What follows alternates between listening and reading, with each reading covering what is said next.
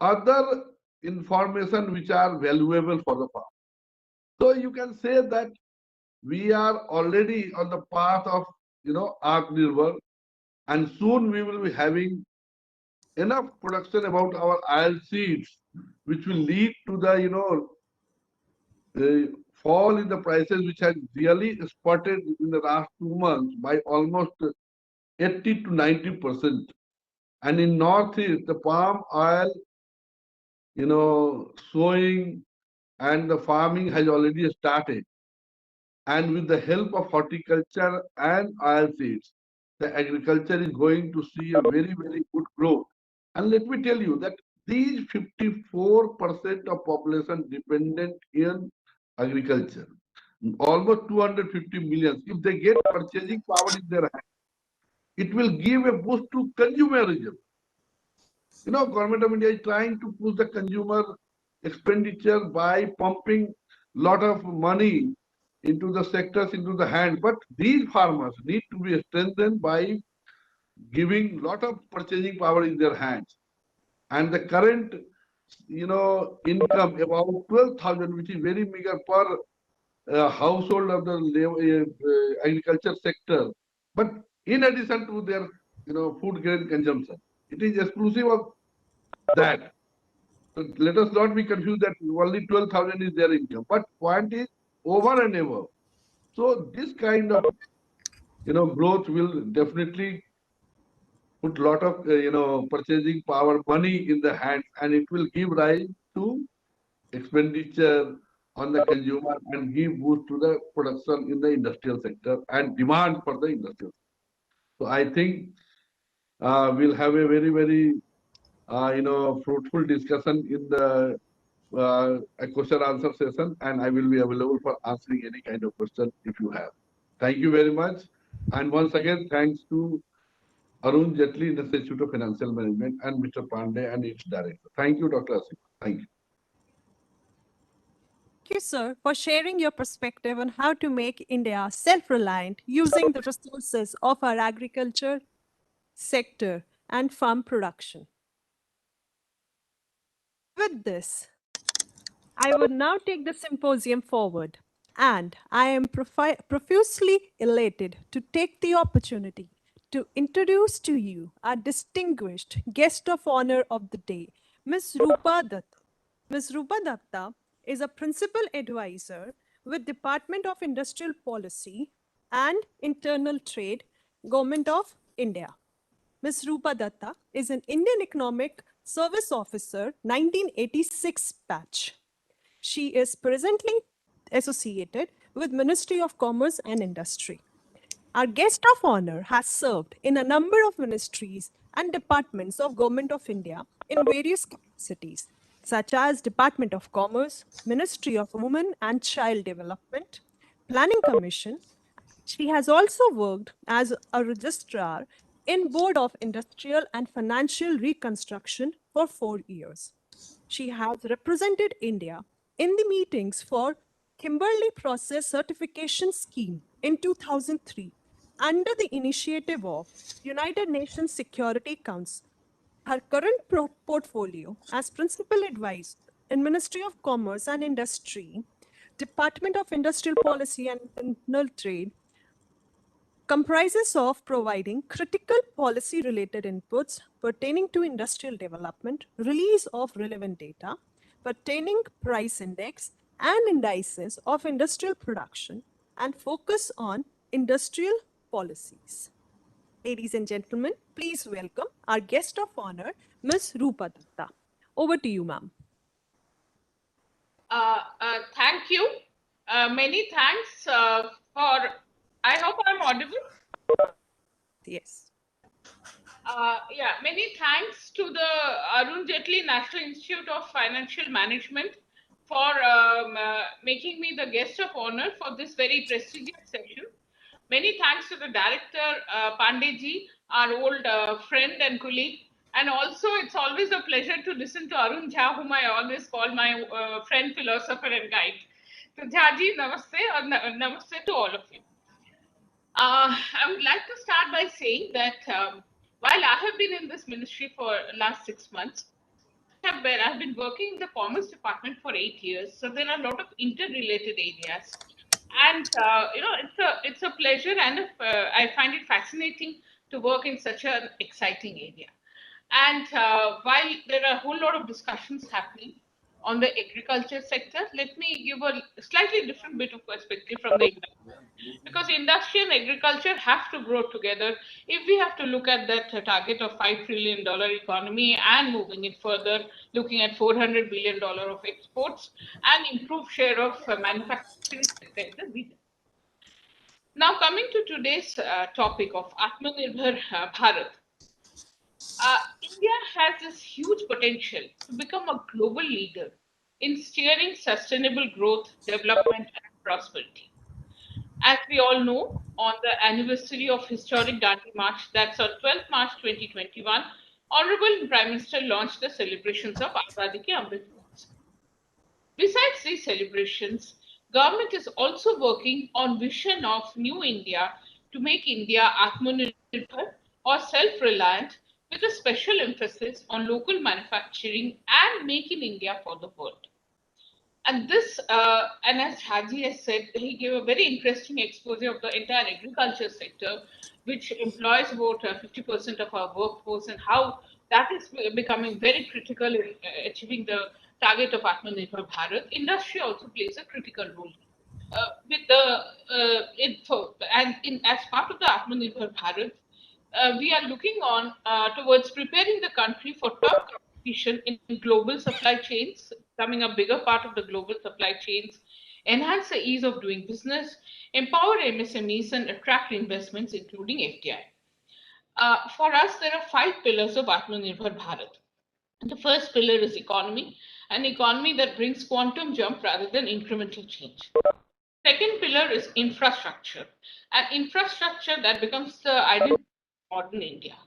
The third pillar is system, a system that is driven by technology and innovations, which can help in fulfilling the dreams of the 21st century. Fourth pillar is demography. Our vibrant demography is our strength in the world's largest democracy and a source of energy for self-reliant India. And the fifth pillar is demand, the cycle of demand and supply chain in our economy, which needs to be harnessed to the full. And given the context of COVID and second wave, and we all are every day is a new day, so we don't know what's going to happen. But work goes on, and we have to work towards improving our systems, making our supply chains more resilient and Atmanirbhar, and try to meet all kinds of crises. The government, to strengthen the above five pillars, government has announced AatmaNirbhar Bharat Abhiyan, a special economic package of rupees 29.87 lakh crore and a relief package of rupees 6.29 lakh crore in June 2021. This comprises a series of long-term schemes and programs intended to make the country self-reliant. Now, let me give a slightly deeper perspective from the DPIIT's point of view. So far as, and which is an integral part of the entire government. Some of the specific measures which are being adopted in DPIIT are the production linked incentive scheme for now 15 key sectors, launch of PM Gati Shakti, which is a national master plan for modal connectivity, reducing compliance burden on citizen and business to simplify, decriminalize, and remove redundant laws, a liberal and transparent policy for attracting FDI, launch of the National Single Window System as a one-stop for taking all the regulatory approvals and services in the country, building a strong ecosystem for nurturing innovation and startups in the country with the help of schemes such as Fund of Funds for Startups and Startup India Seed Fund Scheme, and achieving integration of India and help in promoting investment by India Industrial National Land Bank, GIS Land Bank in states. I know time is limited, so I'll not talk a lot about each of these. We have huge details. Anybody can get back to me in any case, and we have been given these material in different forums. I'll just briefly touch on some of the very key schemes of ours. I'll just start by saying that while the year 2020 witnessed turmoil due to COVID-19 pandemic, which emerged as the biggest threat to economic growth, and Indian economy witnessed a sharp contraction of 24.4% in Q1 and 7.3% in Q2 of FY 2021. But thankfully now the economy has started showing signs of recovery, with GDP growth rebounding to 20.1% in Q1 and 8.4% in Q2. And several high-frequency indicators like e-way bills, bill freight, port traffic, or GST collections have all shown a V-shaped recovery for the economy. And even the index of industrial production has recorded a swift pickup, with 11.9%, 3.1%, and 3.2% growth in August 2021, September 2021, and October 2021. Now, I'll briefly touch on the main schemes of our department, which enhances and emphasizes on AatmaNirbhar Bharat. One of the key schemes which is an oversight of DPIIT, and some specific schemes are being implemented here, is the PLI scheme, which is a production linked incentive scheme.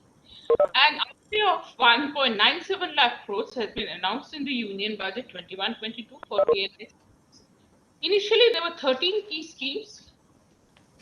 There were three already existing for mobile manufacturing and specified electric components, critical key starting materials for drugs, intermediaries, and active pharmaceutical ingredients, and manufacturing of medical devices. Now, 10 more have been added.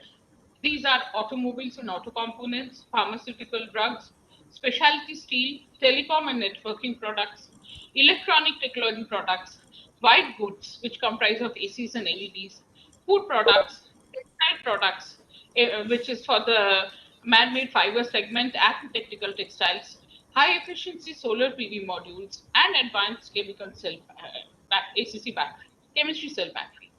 Now, even there's a PLI scheme for drones and drone components.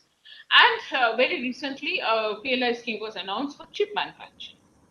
The whole idea of PLI schemes is to make domestic manufacturing globally competitive, create global champions in manufacturing, boost existing capacities in domestic manufacturing, especially for sunrise and strategic sectors, enhance export capacity, enable integration with global supply chains, and generate employment.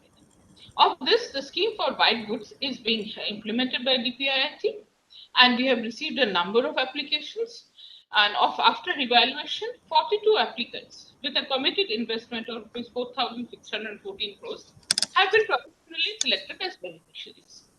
Of these, maximum are for air conditioner manufacturing, and 26 for conditioner manufacturing, and 16 for LED lights. And with this, we expect to reduce the import component of air condition manufacturing to a large extent. The second very important scheme, which was launched by our Honorable Prime Minister on 13th of October, which was actually on in the midst of Durga Puja, it was on Durga Ashtami Day, is the PM Gati Shakti National Master Plan. This has been prepared as an integrated plan depicting the economic zones and the multimodal connectivity infrastructure, with an objective to holistically integrate the interventions of various ministries and departments, and to address the gaps to ensure seamless movement of people, goods, and services. The idea is to break silos, institutionalize holistic planning, and cut down on logistic costs. There are regular meetings happening. A lot of it gets reported in newspapers, and there is a e-gauze, and this is being monitored on a regular basis. Now, I'll very briefly touch on other initiatives. One is our national single window system, which soft launch was done on 22nd September by our Honorable CIM. And this is to provide an end-to-end facilitation and support to investors, and provide information relating to land banks and facilitate clearances at central and state level. Besides, there's this whole new exercise for reducing compliance burden on businesses and citizens, and decriminalizing the existing provisions, and removal of redundant laws. More than 25,000 compliances have been received. Even a couple of days back, we had a major program where workshops were being held with all the major Government of India secretaries, looking at how to reduce silos and things like that. And we also have programs for promoting FDI, Startup India, and project development cells and EGOS for besides a one district, one product scheme for promoting investment and AatmaNirbhar Bharat. I'll end with this. Any further questions? I'm ready. And any further material from our side, which we regularly provide, anyone can get in touch with me and I can get back. Thank you. Thank you, ma'am. I have Thank a you, ma'am. small intervention. Is it possible? To Madam Rupaji. This is regarding the last PLI scheme which was announced for chip manufacturers, for the basically semiconductor industry. Now the point is, this is good thing that at least we now have a PLI scheme on that, because I remember a long time back when I used to be in corporate sector for some time, there was this interest with government was trying to see whether any manufacturer can come forward to do chip manufacturing and all, because that's a big drawback. We don't have that facility, and we are really heavily dependent on the Chinese and Taiwanese manufacturers and all. Now, how do you think this? Because response to other PLI schemes have been pretty good, but of course, it's too early to say how this PLI on the chip manufacturers will work out. But are you getting responses on this? How is the response in this so far? Just want to know that part. This is being implemented by the concerned ministry, so we'll have to get back and let you know, because this happened, I think, just a week back. So Yes, that's right. 76,000 crore scheme which was announced. Oh.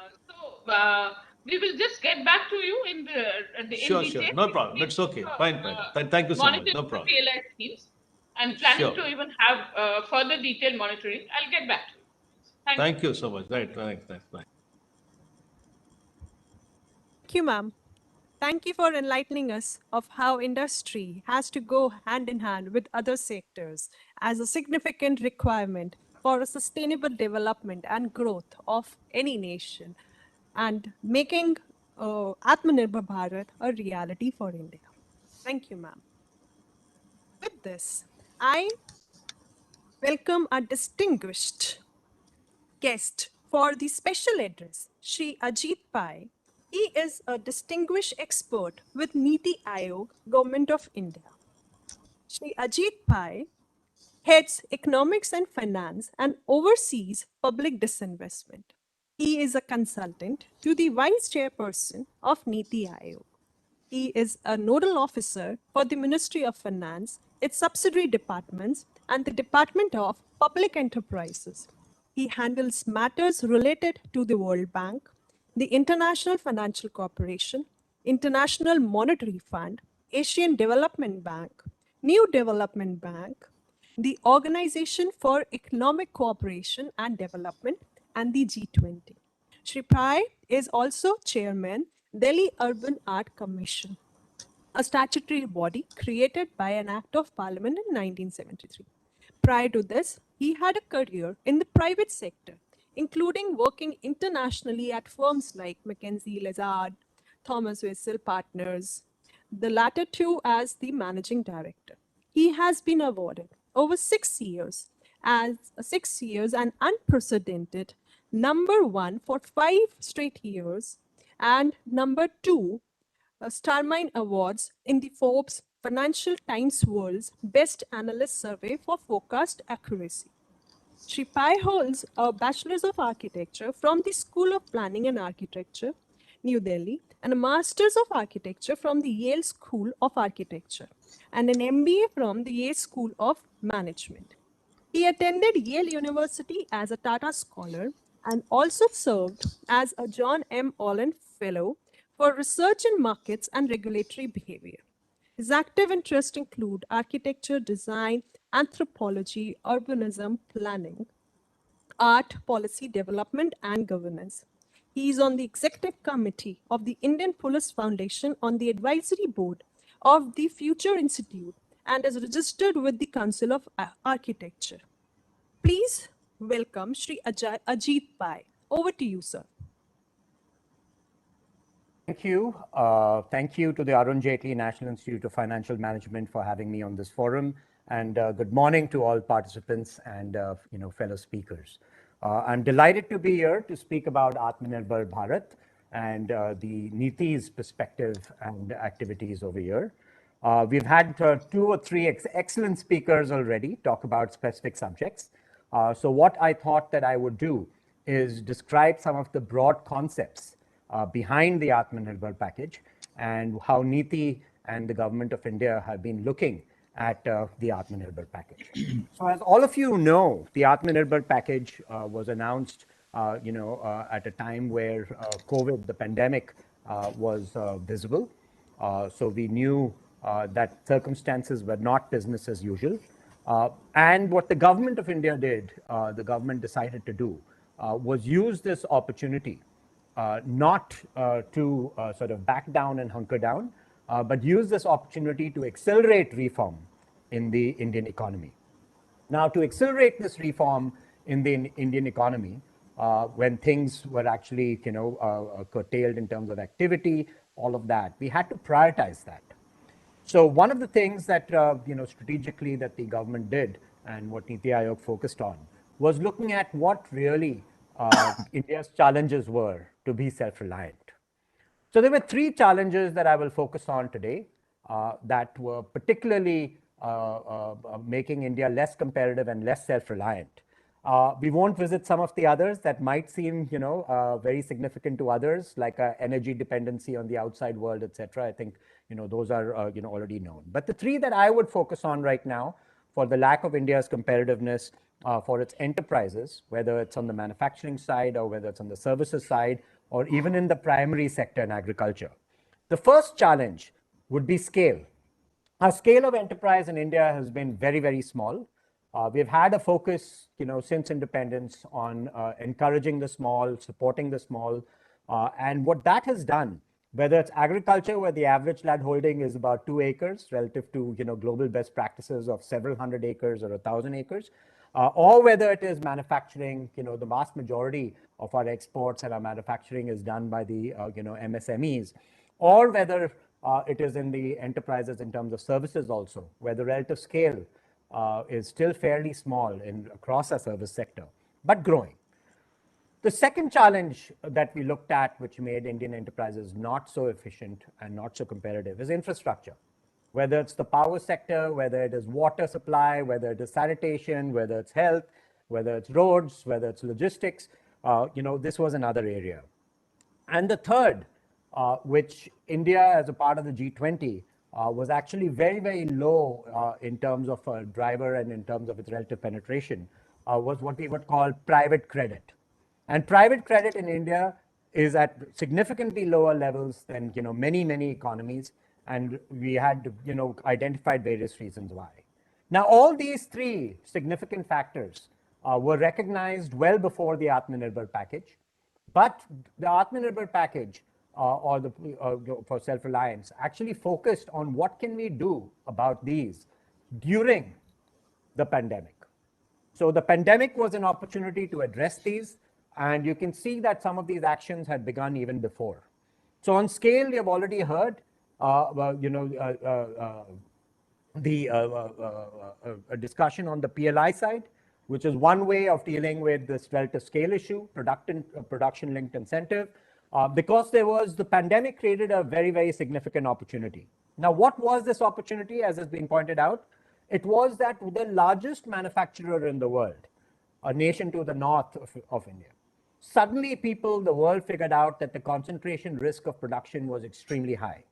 60% of the world's steel production, 60% of the world's aluminum production, 60% of the world's API for pharmaceuticals production was coming from a single country.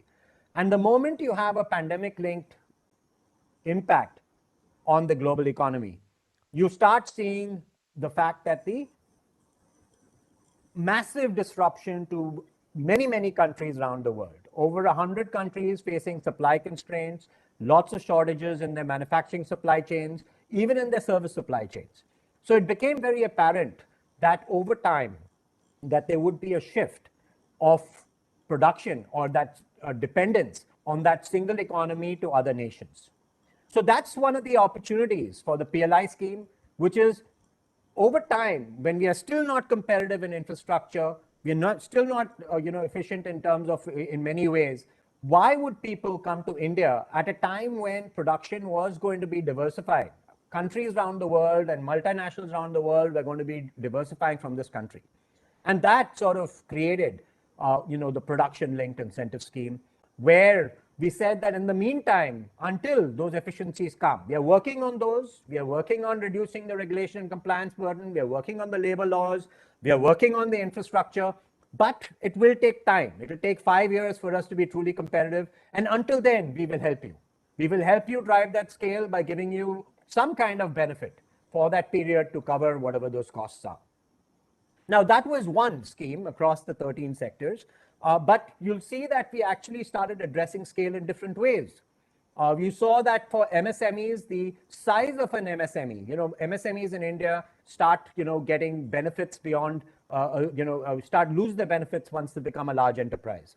So there were benefits to being an MSME. But what was happening in India historically is you'd find a manufacturer that didn't want the increased compliance and regulatory burden, didn't want the lower interest, all of that of scaling, that you'd find a lot of promoters setting up 7, 8 different companies and entities, which sort of defeats the purpose of economies of scale.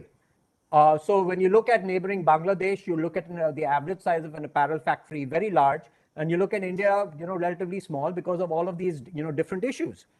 So we actually increased the reclassification of the MSMEs by an order of magnitude, 10x in certain categories. Now this provides a longer runway. It helps the micro become small. It helps the small become medium. So eventually all of these would scale and would be helped significantly the scale disadvantage that India has. Another sort of initiative that happened over here is we said, okay, if at the micro level, at the base level, if there isn't sufficient scale and consolidation, let's use the model that we use for Amul and the milk industry. Let's consolidate at a higher level. So you had a new ministry of cooperation created, where you can bring efficiencies at a different level of the economy. It doesn't have to be at that 2-acre farm. There's a lot of resistance there. Might not be at the APMC or the trading between the states resistance. But wherever it is, let's bring those efficiencies wherever we can for this nation to start becoming much, much more competitive. Now on infrastructure, which was another disadvantage to the enterprises, you'll see that the Department of Economic Affairs created for the first time in the history of this country a national infrastructure pipeline in December 2019. And that pipeline for the first time started looking at, generally, historically, the vast majority of expenditure on infrastructure was done by the state. But for the first time, they actually charted out a 40-40-20 rough plan, where 40% from the state, 20% from the central government, and for the first time, 20% from the private sector. So this sort of charting out of 5 years, putting together of the different areas of the Indian economy where infrastructure needs to be invested in and grown, was fortuitously done in December 2019. And that was a huge boon to us during the pandemic, because when we wanted to accelerate spending, because as all of you know, infrastructure spending and construction have the highest employment elasticity. So when the economy is in lockdown, people can't work. These are areas where people are disparate. They've got good distance. You can maintain social distance in some of these projects. We already knew what to accelerate, where the money can go, because that pipeline was already created. So the national infrastructure pipeline of 5 years, 111 lakh crores to be invested, massive number, 111 trillion rupees. We knew now that that is something that during the slowdown, with least disruption to the economy, we can accelerate that, and that will make our enterprises far, far more competitive once we are complete, but also alleviate some of the issues that, with unemployment, et cetera, in the short run by creating much, much greater bang for buck, 5 times that of the average economy in terms of employment. Now, the funding became the issue. So how do you fund this 111 lakh crores when there's fiscal impact, lower revenues? And that's where we also started focusing, one, on accelerating the strategic disinvestment, but more importantly, the national monetization pipeline. That the biggest risk to projects in India is actually to investment in India is the project risk, which is we have a judicial risk, we have a land acquisition risk, we have litigation risk, we have the National Green Tribunal risk. So lots of risks that come in greenfield projects. But does the government really have to continue operating when it is a stabilized project, it's already finished? Is it the best use of the government's capital and time? And that's where NITI Aayog helped create the National Modernization Pipeline. which says that this is not money that is going to go, which is you're selling an asset to the public. You're giving it to the public for a period of time on a concession to operate and manage, which generally they are better at than the government. And it'll revert back to the government at the end of their concession period. But in the meantime, they pay you upfront and an ongoing fee that can be utilized for accelerating the infrastructure, of that same department. So this was something, that happened to accelerate the investments in infrastructure to, provide, support and reduce the fiscal burden. Now, infrastructure, I think you've already spoken about all the different areas. You've seen the privatization of the airports, the railway station. Across the board, PPP is the model that we are pushing for, and greater private participation, we have been pushing for across the board. Now, the third and last is what I would call credit and the low private credit. And the biggest reason why we had such low private credit in India is not the crowding out by the high government debt, but it was because of lack of formalization in the Indian economy. Less than 2.5% of the population filing taxes or paying taxes. This we are talking about 5-6 years ago, and the number of enterprises that were actually registered being very, very low. Now, both of these have been changing very rapidly in the past 5 years. You also watched another program of the government, which is called the Jan Dhan program, which is any household that did not have a bank account can open a bank account with an incentive to do so. And over the past few years, you'd be really happy to know that we have actually included within the financial system, for NIFM in particular, it would be very interesting. We have included 430 million new Jan Dhan accounts, which is people that were not part of the system. The second thing that we have done is that with the initiation of GST on July 1st, 2017, we have taken away just the stick. When people signed up in the formal system, they actually lost the ability to, they started having to pay taxes, they had to become compliant in any ways, but there was no carrot. Today with GST, because of getting rid of the cascading taxes and actually having an incentive to sign up so that whatever taxes you've paid, you'll get back as a return, you're watching a massive, massive increase in level of formalization of the system. Now, both of these, the Jan Dhan accounts as well as the greater formalization, people don't have an incentive to stay out of the banking system, GST, etc., has increased the formalization in the system to such an extent that during the pandemic, you'd be surprised to know that the number of DSL accounts, depository accounts with both the CDSL and the NDSL, which is the for trading in the stock markets, equity markets, capital markets, and the bonds, has doubled. So we are watching a massive formalization of the Indian economy. And the moment you have a track record, of 3 years based on the credit scoring system, you'll have a lot of people able to access credit. Today, credit growth is very, very low in mid-single digits. And you're looking at deposits growth. It is very high in double digits. So we need the intermediaries to grow. We need credit to support the growth of this country. And that's something that this massive formalization has done. And the AatmaNirbhar package is looking at ways and means to ensure that credit flow actually, begins to accelerate. So I've used up my 9 minutes, over here. I'll stop over there with these three very, very broad sort of areas that I touched on for making India far more competitive and accelerating growth. We talked about scale, we talked about infrastructure, and we talked about credit, where India's opportunity relative to very high global credit. The average in the world is 350-60% debt to GDP. India is still in the mid hundreds.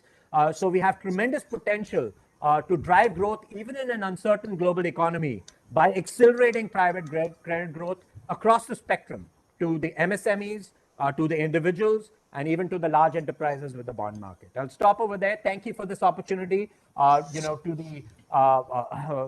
the institute.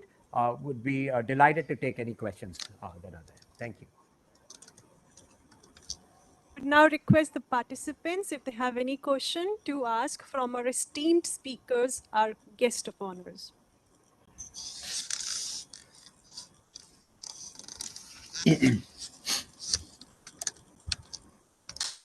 Morning, everyone. I'm Dr. Sachita from AJNIFM. So thank you to all of you for enlightening us with the great ideas that you are having. So I have a question and I have a doubt about the agriculture sector, and I would like to put one question for Shri Arun Kumar Jhaji. So as there are various risks that we are having, as Baiji has introduced so many types of risk. So one more risk, that's the climate change. So climate change is again a very that is prominent, or it's a risk towards the agriculture sector. So I would like to ask that what are the steps have been taken, or the agriculture department is planning to take to protect our farmers from the climate change risk, which, as you said, 54% of our Indian population, that's they are based, or they are their earnings are dependent on the agriculture. So, sir, will you please uh, answer this, or if you'll give some inputs related to it? Thank you.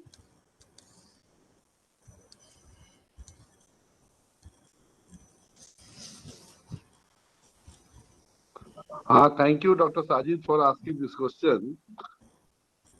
Just let me tell you that when we talk about this pesticide spray by drone, or when we talk about water table, soil health, all these are nothing but addressing towards the climate change challenges.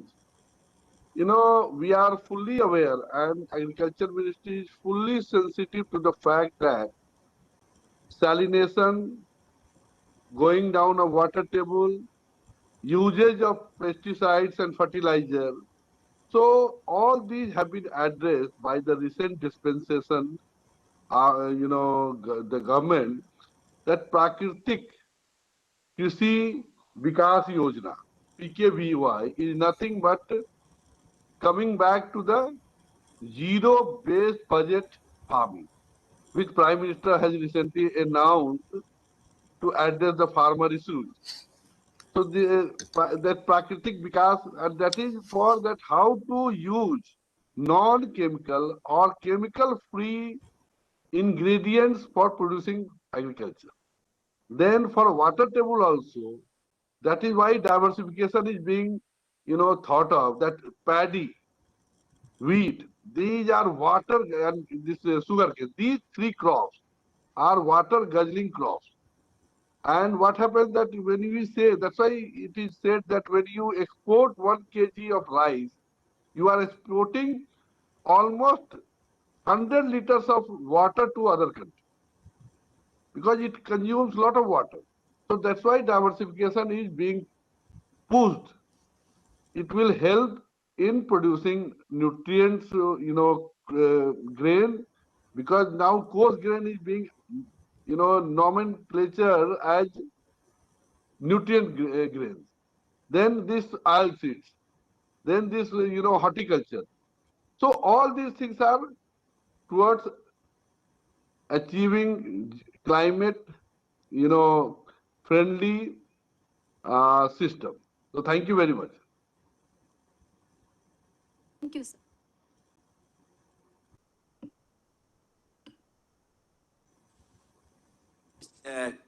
I have a question to Dr. Ajit Pai. You have very aptly brought out the three challenges which India has to address: a scale of enterprise, infrastructure deficit, and credit flow. In that context, you mentioned about National Infrastructure Pipeline Scheme. There is a lot of public perception that what are the safeguards, which government is taking so that these assets which have been created by the public fund, they do not pass on in the private hand, and eventually the ownership and efficiency. One of the idea is to increase the efficiency of these assets, but at the same time, what are the safeguards which has been put in place so that the public perception that these assets may finally get into the private hand is taken care of? That's a very, very good question. Thank you for that question. So I would highlight two or three sort of different facets to that question. The first and most important facet is that this government has also made a conscious choice that certain assets will actually go to the private sector permanently, and that would be regarded as what we call strategic disinvestment. So strategic disinvestment is different from asset monetization, because strategic disinvestment says that there are certain sectors where the government participating in those sectors is actually not helping the economy. It's distorting the marketplace. It brings inefficiencies to those sectors. And the government also, given its decision-making process and due process, as you've rightly said, creates a much longer response time to be able to react to a much faster moving marketplace. So to clarify, there are certain sectors of the Indian economy which are linked to our strategic disinvestment plan, or privatization as some would call it. And this government is committed to that as well. There is a new public sector enterprise policy where that is happening.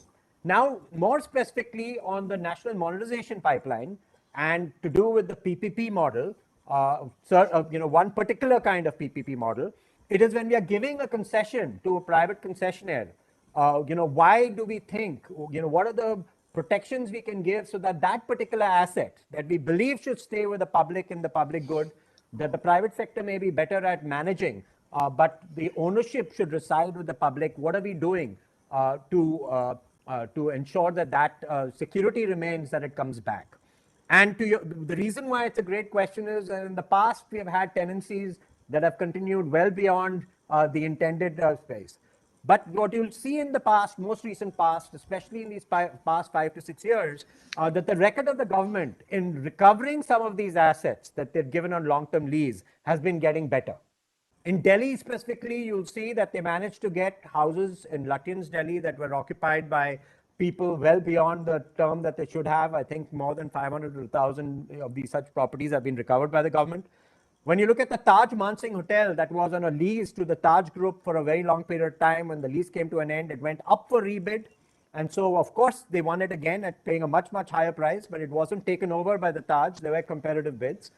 So it went in for a release. So the track record of the government has been getting better. The process of contracts and quality of contracts have been getting much higher.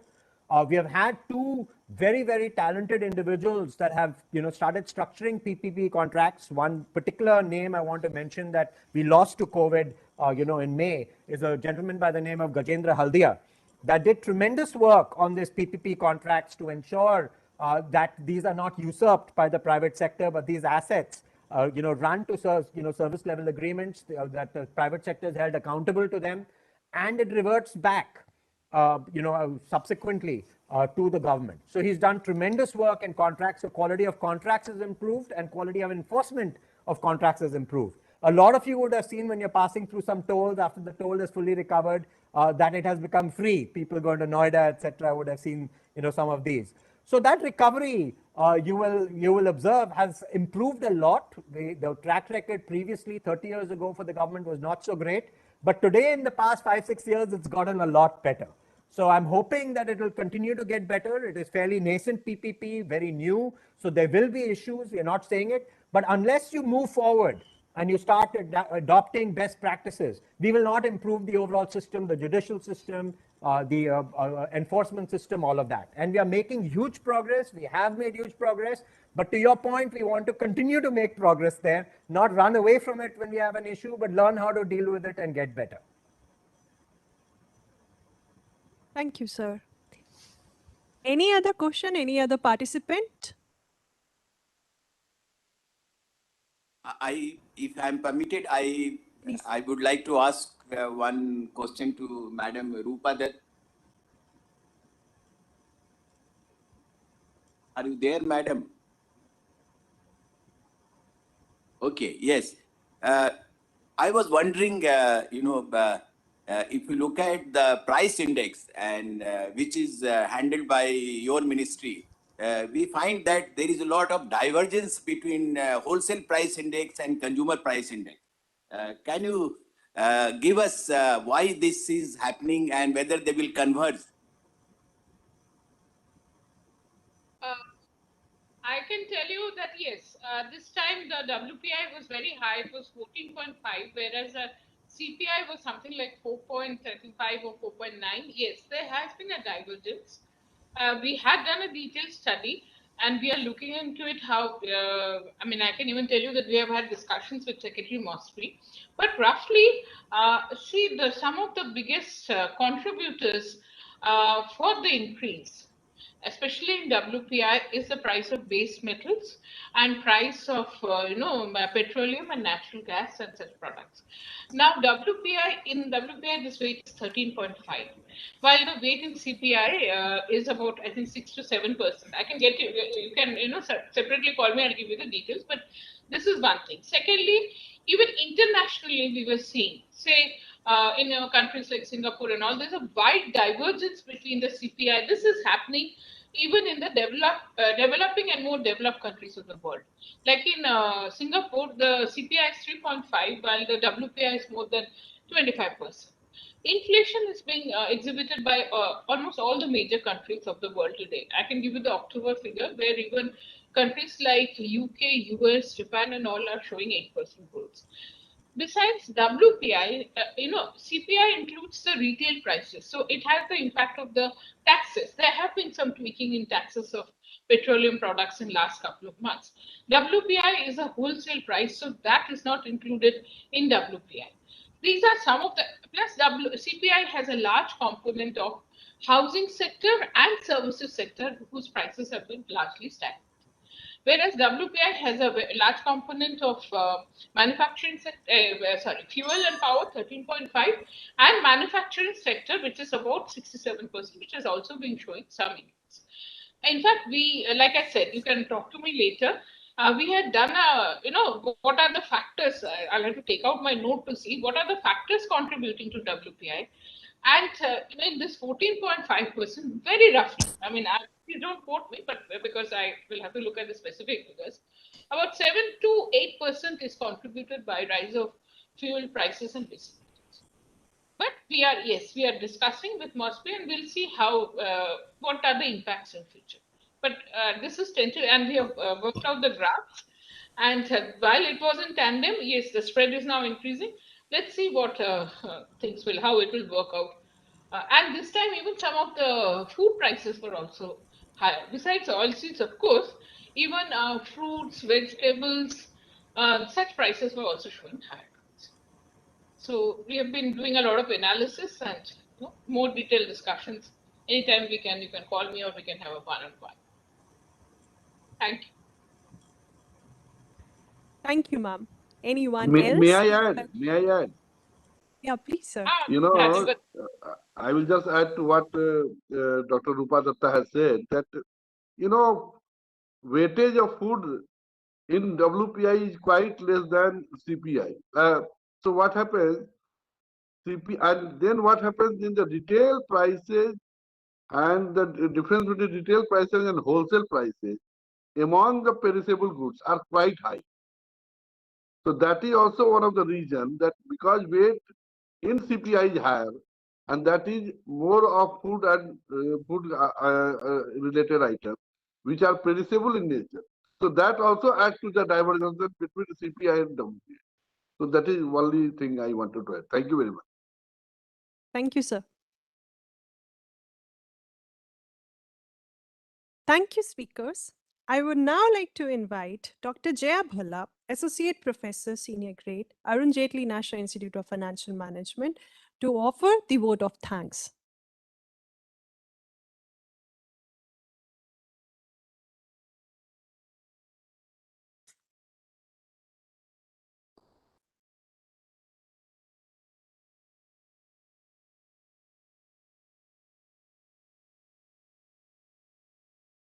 Good morning, one and all present here. It is a great honor and privilege to propose a vote of thanks. I, on behalf of Arun Jaitley National Institute of Financial Management and Department of Expenditure, Ministry of Finance, Government of India, would like to express my gratitude to all esteemed delegates of the webinar for their presence and contribution, and a deep sense of appreciation for one and all present here. I would like to extend a special thanks to our distinguished guest, Shri Arun Kumar Jha, Principal Advisor, Department of Agriculture and Farmers Welfare, Government of India, to take out time from his busy schedule to grace the event. Thank you very much, sir. Our hearty thanks to the guest of honor, Ms. Rupa Datta, Principal Advisor, Department of Industrial Policy and Internal Trade, Government of India. I am thankful for your kind words, ma'am. Thank you very much.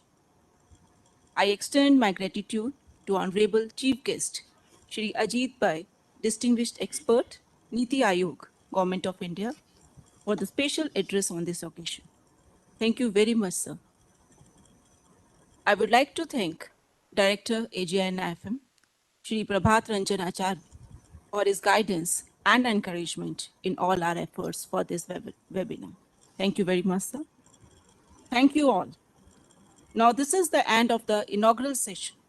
Now, for the further proceeding, I hand over to Dr. Ashima. We will start our first panel. Thank you very much.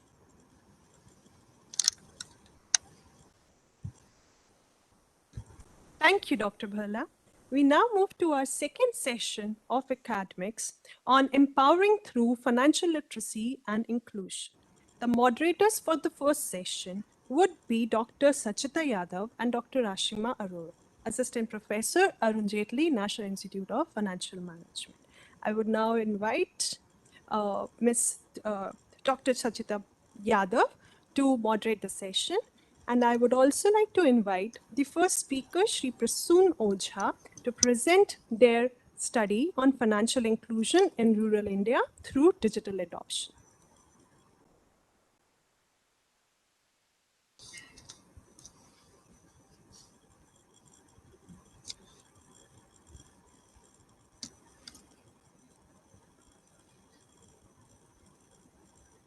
Very good morning to one and all. So our first presenter is Mr. Prasun Ojha and Sajid Sheikh.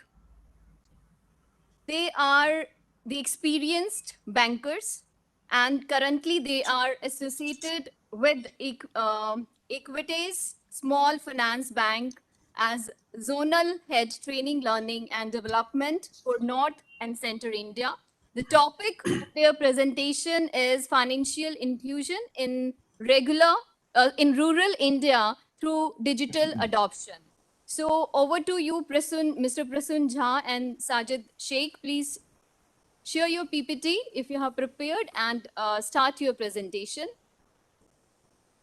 So I'm going to share. Before that, please confirm me that my voice is audible. Yeah, it's audible. So I'm just going to share my screen and then after that, I'll start the presentation. What is the duration of the presentation, madam? It's 10 minutes and then 5 minutes will be for the question answers round. Can you see my screen now, madam? Yeah, it's visible. Okay. Respected members of jury, other seated dignitaries, ladies and gentlemen, it is an irrefutable and undeniable fact that financial inclusion is the way for poverty alleviation. And today in this paper, we are going to talk about the turnaround story of the financial inclusion in India through digital adoption. So here we are going to talk about the three important objectives. Number one is we will be talking about exploring the scope of the financial inclusion and we will also understand the challenges. Then we will talk about the RBI policies, government initiatives and its impact on the financial inclusion. And then we will see that whether financial inclusion in India by adopting the digital platform is a success story or not. The data range is from 2014 till date. Why 2014? Because in 2014, PMJDY, which is Pradhan Mantri Jan Dhan Yojana, accounts were launched with the purpose of bringing the unbanked population of the country to the banking mainstream. Financial inclusion, my dear friends, is not only restricted to savings account, it is much beyond that. So it is like extending the credit facility also at an affordable price.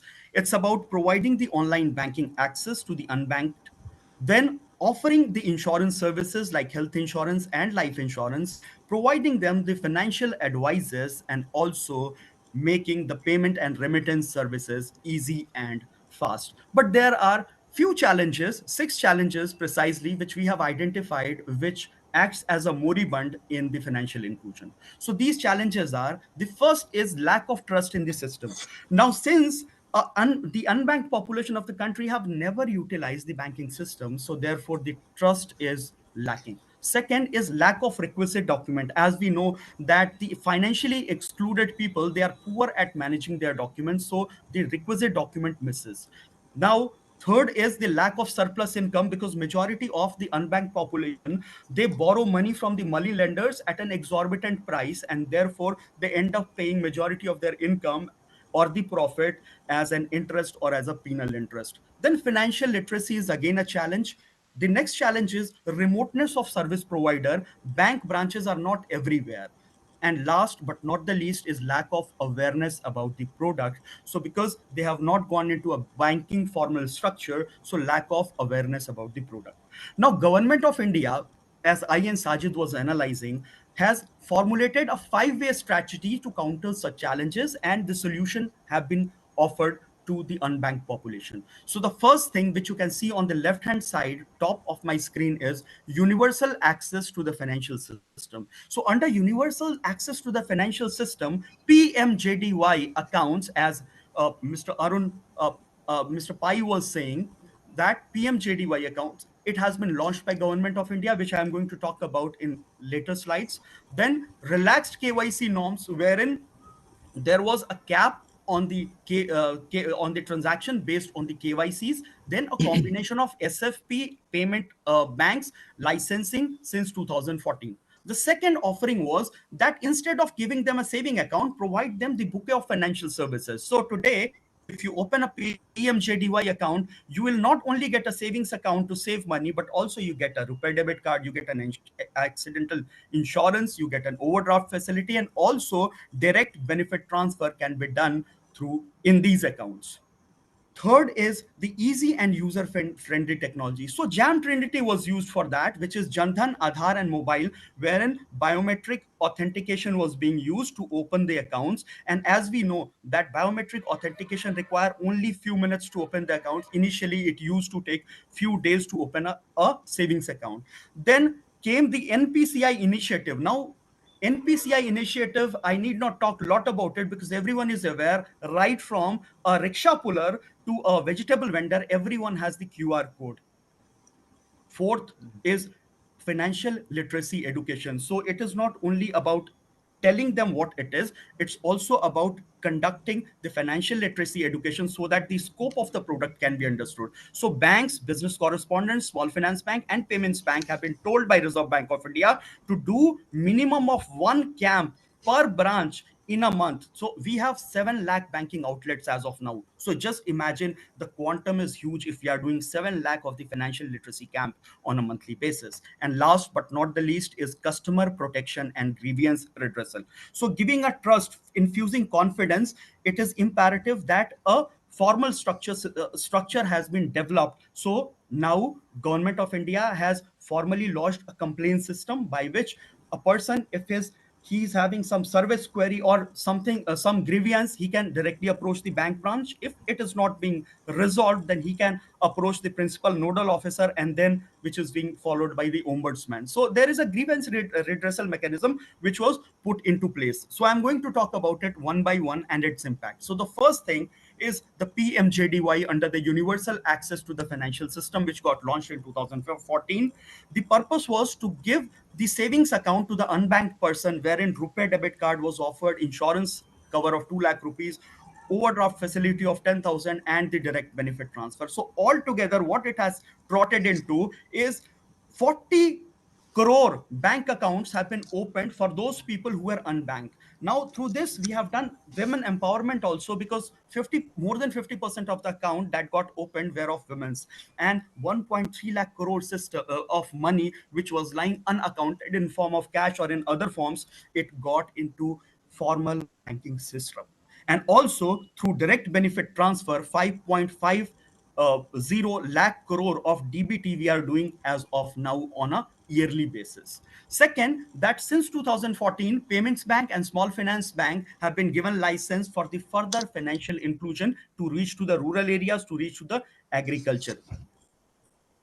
Bouquet of products, saving account, debit card, online facilities, loans and insurance were extended through the nationalized private sector banks, the small finance bank and the payment banks.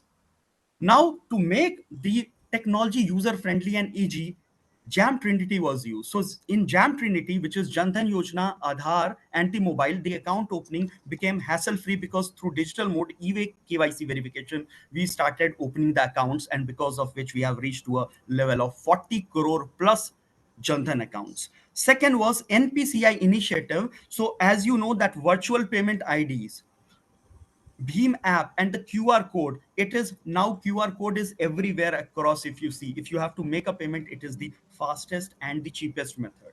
Second is Aadhaar enabled payment system, wherein the concept of micro ATM was introduced. So it is like a doorstep banking, wherein the poor people, a micro ATM goes to his place. A poor person can deposit cash, they can withdraw money, they can do balance inquiry, and they can do multiple transactions.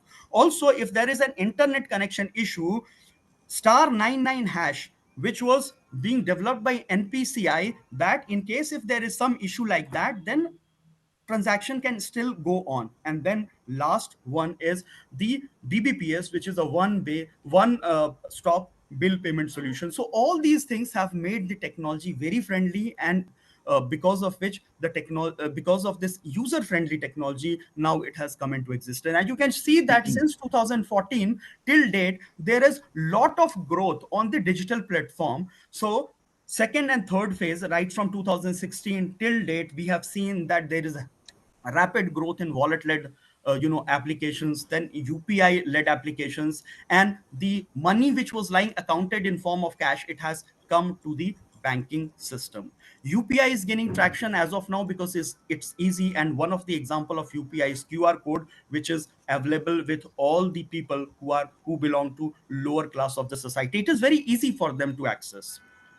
Then financial literacy and customer grievances. So under financial literacy, all the nationalized bank, private bank, small finance bank, payment bank, and in e-mitras, they have been told that they have to conduct minimum one financial literacy program through their banking outlet. And as of now, there are 7 lakh banking outlets. So 7 lakh programs for financial literacy in a month. You can imagine the quantum.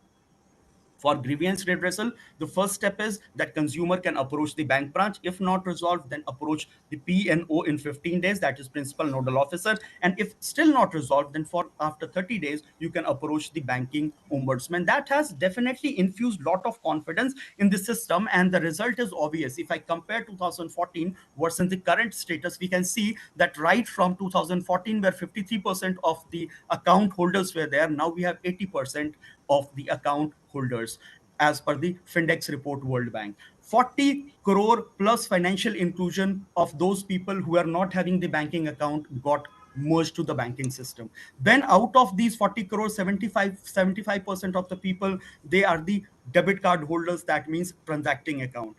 From 4.5 lakh banking outlet, now we have 7 lakh banking outlet as per the RBI data. Now in PMJDY account, 1.3 lakh crore additional amount has come after 2014 till date. Gender inequality has also been breached by that, because initially in 2014, the gap between the male account holders and female account holders were 20%. Now it is just 4%. 5.5 lakh crore of DBT got transferred in these accounts which were opened, and also Mudra loan, wherein total disbursement of 3.12 lakh crore has happened. So the growth story has been so far very good as compared to 2014. We have reached the great stage. These are the data sources that we have taken our presentation data, all that. And at the end, I wish everyone the 75 Amrit Mahotsav, Azadi Ka Amrit Mahotsav, to all the participants who are there. Thank you very much. I hope I have finished it in 10 minutes. Yeah. Thank you. Yes.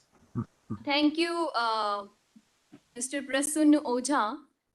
So I request the participants, if someone would like to ask any question related to the presentation. Yeah, Mr. Prasun, I have a question for you. I was just trying to understand your presentation and the paper. So, Yes, there has been a good amount of digital adoption in India, in rural India particularly.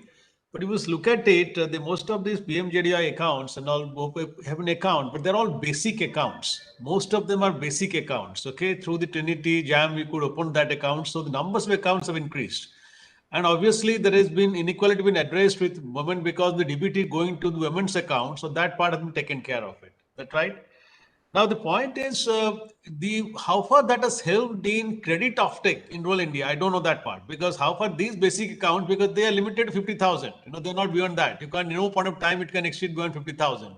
So who are this and how is there any link, any study that you have done to link them with the credit offtake in that area? And second question is of the Mudra loan that you have mentioned of 3.12 lakh crores. Is there any idea how much has become NBA? You see, that's a big issue again. So, unlike the larger banks in Mudra, also the same problem has happened, I understand. So, anything that you can like to tell us on that part? yeah, definitely, sir. First part I would like to address related to the bank account where you said that there is limited transaction because these are basic accounts. So Right. let me tell you one more data before you, sir. That 90% of the India's population now they have the Aadhaar account.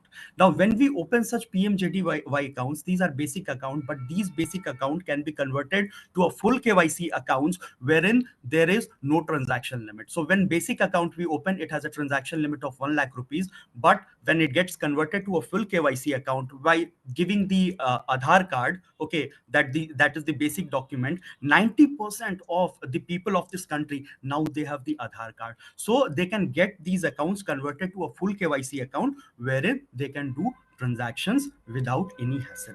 Now, second part that you have asked is the percentage of the loan that has gone NPA in Mudra. Sir, honestly speaking, I don't have data about it, so I have to further study on that. Yeah, okay. In fact, the problem here is what happens is when these people in rural areas, because I know the face that I've seen contracted with many such people who had these basic accounts, when they go for making it full account in terms of having the PAN card done, because most of these accounts have been opened through not banks themselves, through various agencies which they have outsourced the services. Right. And many rural people population, particularly women and the agricultural laborers, they find it very difficult that they don't know how to convert it into a full account also. That's a Sir, big problem. Sir, sir, That's an area which needs to be addressed and all. sir, I, Sajid, my partner is trying to speak something. Yes, Sajid, yeah. tell me. Okay. Sir, I would like to add one more point over here. First of all, good morning to all the members. I would like to add one point over here. Finance Bank. Voices. Yeah. Am I audible? Yeah, Yeah, now Sajid, it's okay. Yeah. please carry So on. the perspective what RBI has given to small finance bank that we have to concentrate on the unbanked locations. As you said that there are a lot of accounts which have been maintaining low balance or maybe the transactions are restricted. So I'm just talking about the locations because I've been to all the financial inclusion location and conducted the audit also. So we have found that the people when we have entered into that market within 2-3 years, the income level and the opportunity for Got disrupted. we have upgrade those accounts by with the full KYC and also we have upgrade those accounts after the funds have started coming into and they started saving the money. There were a lot of things where the people used to make the expenditure in the small rural villages wherein they used to go for any kind of medical facilities. They used to spend a lot of money into medical aid or something. Now by providing the medical insurance and all, their whole lot of money is started getting saved, and whatever expenditures they are making, that has completely been increasing the balances also.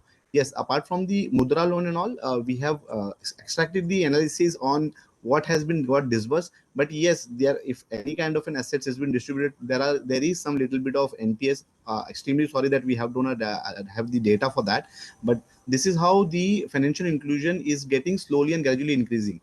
Apart from this, we have also taken the EDC machines and what Prasoon has mentioned in the presentation, micro ATMs. We are not able to set up the infrastructure, but we have analyzed the local person who will be serving the small rural and the small locations with the banking facilities. Over to you, sir. Okay. Thank you. Thank you, sir. Thank you, Mr. Prasun and Sajid. I have gone through with your paper, and there are some observation related to your paper, because I have gone through in detail with your paper. So this is more of like that's wonderful work that you have done, and the data you have collected, that also wonderful. But the thing is that this is more of an article. It's not a research paper actually. There are few. I mean, if you'll convert it, if you'd like to convert it into research paper, then few points that you need to add, like you need to do the literature work as well. You need to add the literature review, and then as you have prepared a very good PPT, and in that you have added objectives of your research, but in the paper I haven't seen it. So please add the objectives of your paper, and please give the clarity about the research methodology as well. Definitely it's a secondary data you have gathered, Yes. secondary data, but the sources, the way you have conducted all these the collection of data that you need to mention, and the analysis part should be more like you have used some charts and graphs, sources also you have mentioned, but if you will give all these information in a sequenced manner, so then the paper would be more structured. So these are the suggestions from my side. And if you'll give some suggestions to the government, like what government can do to enhance this financial inclusion and to provide this rural India. There is a BC model which we can use to provide or to enhance the impact of financial inclusion. So if you include those models as well, it will increase the impact of your paper. So these are Yeah, the for sure. observations and suggestions. For Thank sure, you. madam. And And small thing which, what I would like to add over here, ma'am, as you said that what you want to communicate to the government, like Prasoon and our team at corporate office, since we are into a small finance bank and into we have converted from a microfinance company, we create a small videos in all the local language, like in Tamil, Telugu, Kannada, and all. And we try to upload that videos to all the local media center like WhatsApp, Facebook, Twitter, start getting aware of the financial inclusion sector. It is there and available, and people can make an use of it. So this step we have been taking since the time slot was 10 minutes. So Prasoon has taken care of minimizing the material and content in that. So over to you, ma'am. No, that's fine. Absolutely. The point was what Dr. Sachita was telling you is that, to make it as a research article, research Sure, paper, sir. you yes, need to yes. add those few components and all, unless there is a researcher survey, unless there are clear objectives laid down, all that, and toward the end, from your side, what exactly that you want to suggest and all. Those things should be added. That makes the paper complete for a publication event. You get me that? Right, Yes, sir. right, Yes, sir. got it, So sir. right, Thank you so much. Prabhat sir, I have written down all the points where what madam has Sure. said, and I will incorporate it in a paper and then Thank you. submit it to you once again. Thank you Thank so you so much. much. Thank you so much. Thank you, Bye. sir. Thank you so much. Thanks. Thanks to all the members. Thank you so much. Dr. Ashima would also like to ask one question.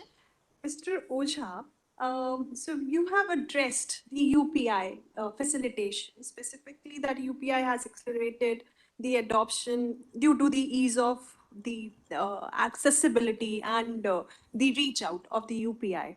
However, it also has raised a challenge of security concerns. There have been frauds, and India as a country is second only after US, who's facing this security threats and frauds.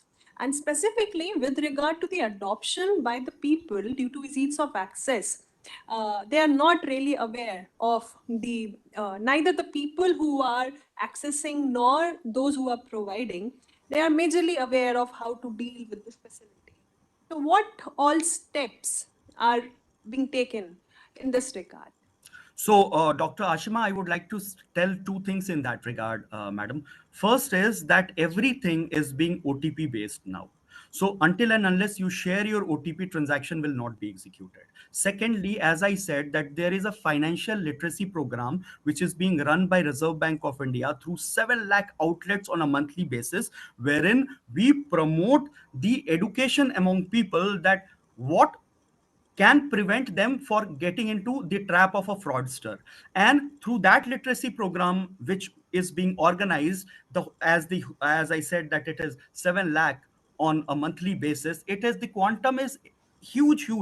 You may not see, you may see that if there is a breach or there is a violation of a password where password has been shared, or your details have been compromised, there only fraud happens. Generally on a digital platform, when it has been launched by Government of India, the process wise we could not find much fault in that. The only thing is when we try to bypass the process which is being laid down by sharing the OTP, by sharing the CVV, by sharing the debit card details, or by sharing the other details, personal details, then fraud can happen. We may see that there are multiple calls which we get, as a job fraud or as a lottery fraud, as a you like, say for an example, you are a KBC winner, and then when what we do, we share our details to them, or else they share us a link and then we click that link, we share the details of a debit card, and the fraud happens. So financial literacy program, which is mandated by Reserve Bank of India, all the bank branches are doing, and they are promoting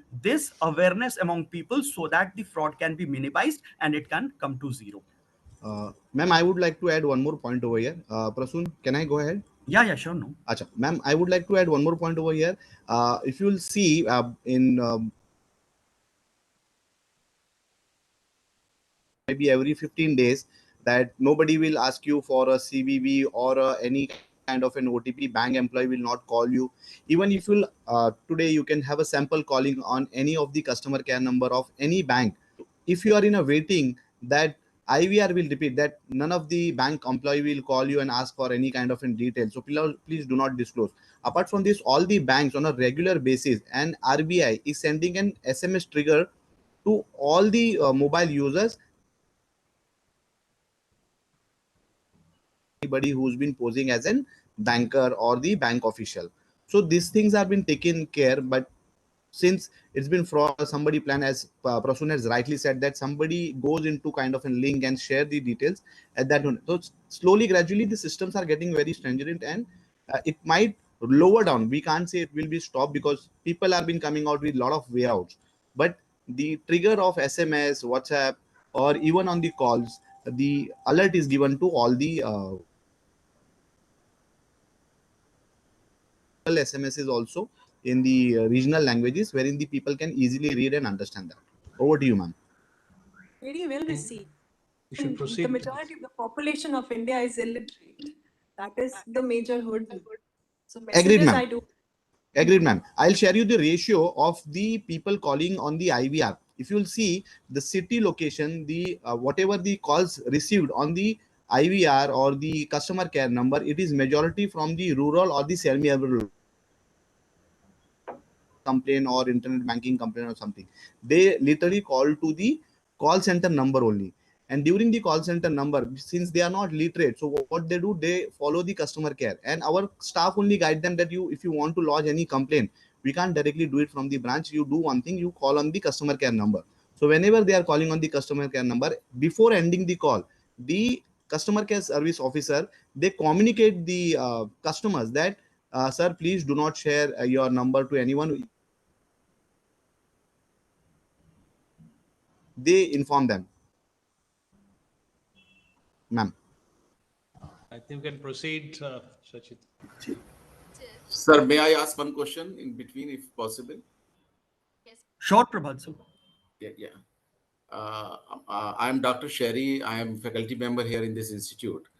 When we see the digital adoption in the rural India, and somehow I have a recent experience that I could reach out to the postal department and the India Post Payment Bank, which have the maximum branches in the rural India. And if we want to penetrate in the rural India, that is the best way on a project of a financial inclusion. Right. But my experience, I'm telling you the experience side. Obviously, as a theory, yes, we should do it financially inclusive through Digital India. We should use the APIs.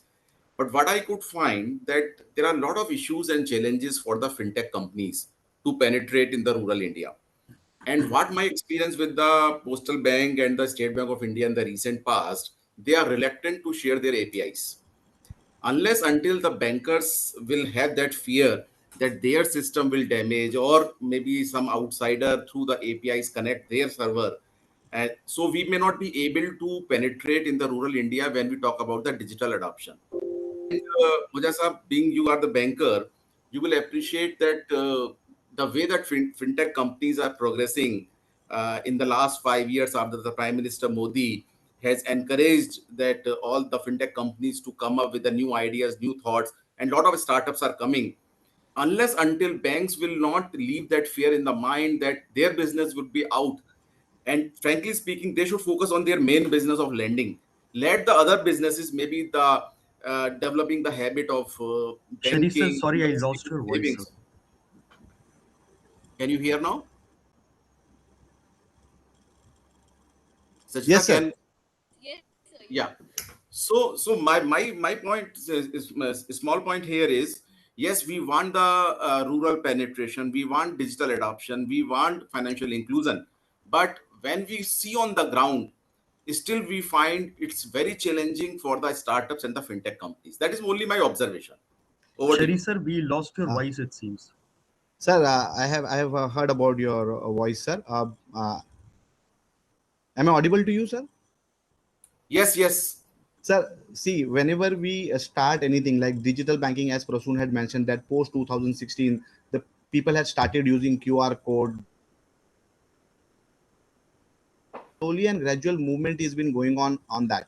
It will take little bit time, but sir, the awareness programs are being done drastically by the banks and also from the regulator side. It's not Hi, only am I about audible? yes, Ma'am, am Prasoon. I audible? Yes, Prasoon. I can't listen, sir. Shri sir. Yeah.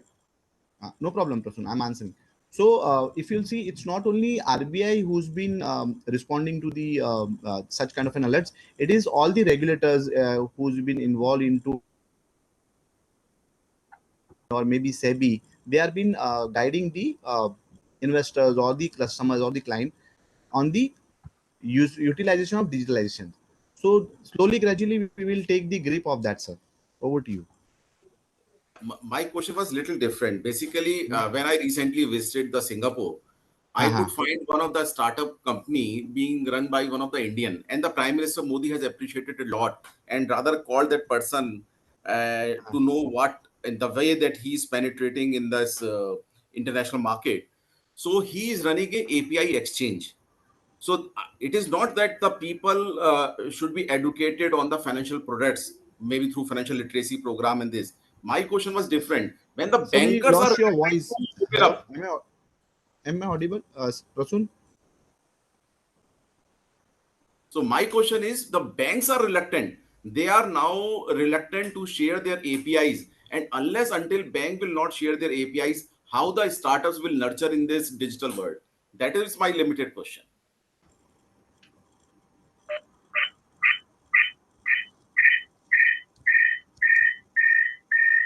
I think we can go ahead. Sachita, we may. Go ahead. Yes, you are I think correct. they have that. As far as I understand from Sorry, the I was paper, not able to listen to Sir's question. Hi, sorry, I was not able to listen to Sir's question. Yes, even I was not able to hear properly. Sorry Problem, for we the can continue interruption. because the other session will get delayed. Yes, I will sorry for speak the separately interruption. here. I think And Professor Seri was mentioning about the banks not sharing their APIs, okay, with the Hmm. fintech companies, and that was the issue. But I think your paper doesn't focus on that area at all, so you may leave that, not an issue, because you haven't studied that part of it. So that is not the paper objective. So that part is fine. So we move Okay. to next in that case. Okay, right. Thank you both of you. Thank you, Prabhat sir. Thank you.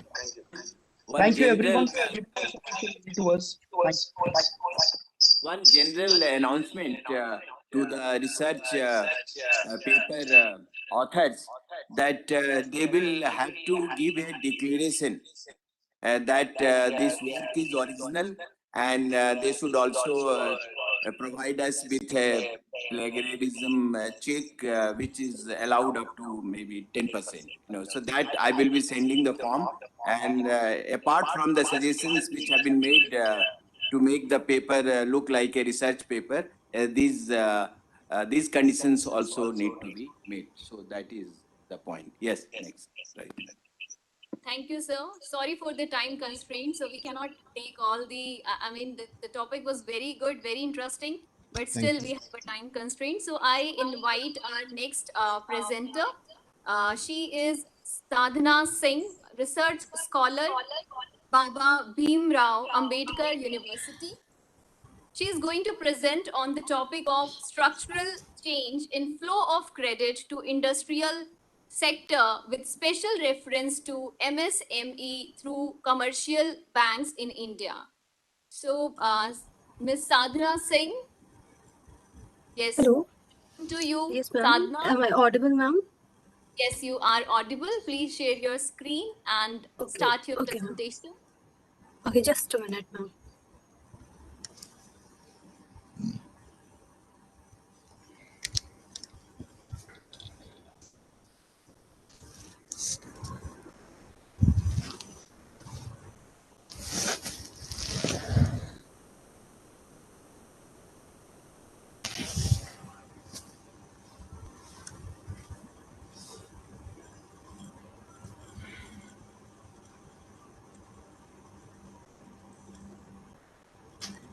Ma'am, my screen is visible to all.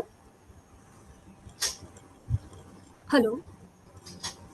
Yes, Hello. it is visible. No, it's visible. It's visible, ma'am. Okay, okay. Thank you so much, sir. Hello, everyone. Good morning to respected guests, organizers, speakers, and participants. I'm Sadhana Singh. I'm a research scholar at Babasaheb Bhimrao Ambedkar University, Lucknow. Firstly, I would like to thanks to the organizers for this opportunity. Today, I am presenting my paper on the topic structural break in flow of credit to industrial sector with special reference to MSME sector through commercial banks. This paper analyzes multiple structural change in pattern of. Sorry for the interruption. Will you please put Yes, it in PowerPoint mode and presentation mode? oh, yeah, just a minute. Okay, now. Sorry.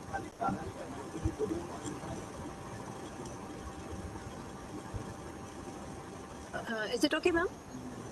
Yes, perfect. Yeah, perfect. Okay. Thank you so much. Okay. This paper analyzes multiple structural change in the pattern of credit in the sector because of various policy reforms in banking sector, also in MSME sector.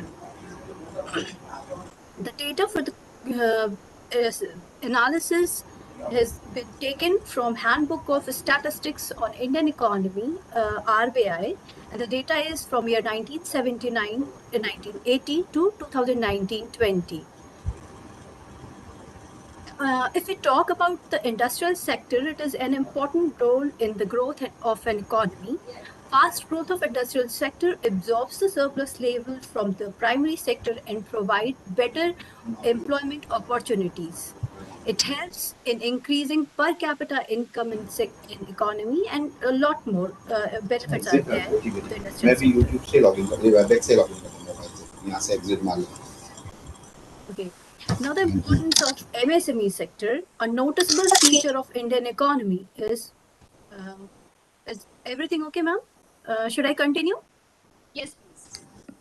Okay. The noticeable feature of Indian economy is the robust growth of small-scale industries, now these days known as small MSME or micro, small, and medium-scale enterprises. The sector is very important because of its characteristic to produce large employment opportunities. The sector is helpful in reducing regional disparity. Also, many units act as ancillary units that help in production of large-scale industries. As I have mentioned earlier, the sector is known for its vast capacity to generate employment. It is second largest producer of employment after agriculture. According to the fourth All India Census to MSME, the sector has created 59.7 million opportunities with the spread of 26.1 million enterprises. The sector accounts for 45% of manufacturing output and 40% of the export in India. The sector has undergone many definition changes from time to time. Government of India has recently given a new definition to the sector in 2020. According to the new definition, micro enterprises are those whose investment limit in their plant machinery or equipment is less than 1 crores and turnover is less than 5 crores. Small units are those whose investment limit is less than 10 crores and turnover less than 50 crores. Similarly, medium-scale industries are those whose investment limit is less than 50 crores and turnover less than 100 crores. Now, the credit plays an important role in the growth and development of industrial sector, specifically to the MSME sector. In all the major sources of credit, commercial banks plays a significant role in providing credit source to the sector. Commercial banks lend MSME under the priority sector lending. Government of India has also taken various steps to ensure adequate availability of credit to the sector. Objective of this study is to analyze the structural break in lending pattern of commercial banks to the industries, specifically to MSME sector, and find the valid reason for structural break. Hypothesis 1 for the study is that there is no structural change in the time series data of industrial credit in India. And the hypothesis 2 is there is no structural break in the time series data of small scale industry or MSME credit in India. Okay, observing to the literature, a study done by Wallach in 2003 pointed out that the reform in 1980 has a little impact on the rate of expansion of crucial sector like agriculture and industries. Then the study of Das in 2015 and concluded that financial liberalization in 1991 has not succeeded in responding the growing need of industrial sector. A paper of Ghosh in 1999 carried out a multiple unit root test on 13 macroeconomic time series data and showed the inefficiency of unit root in time series because of structural break. Our most study on the topic are the Sushil Kumar Khanna in 2015 paper attempts to study the effect of financial reform on the development of industries in India and showed that reform has disastrous effect on industrial sector, leaving vulnerable to the foreign competition. Bhattacharya in 2013 paper analyzes the nature, dimension, and direction of flow of credit in micro and small sectors after reform of 1991 and noted that although NPA level of the sector has been stable within the priority sector, the banks were reluctant to finance the MSE sector as they feel it's sticky and risk-prone.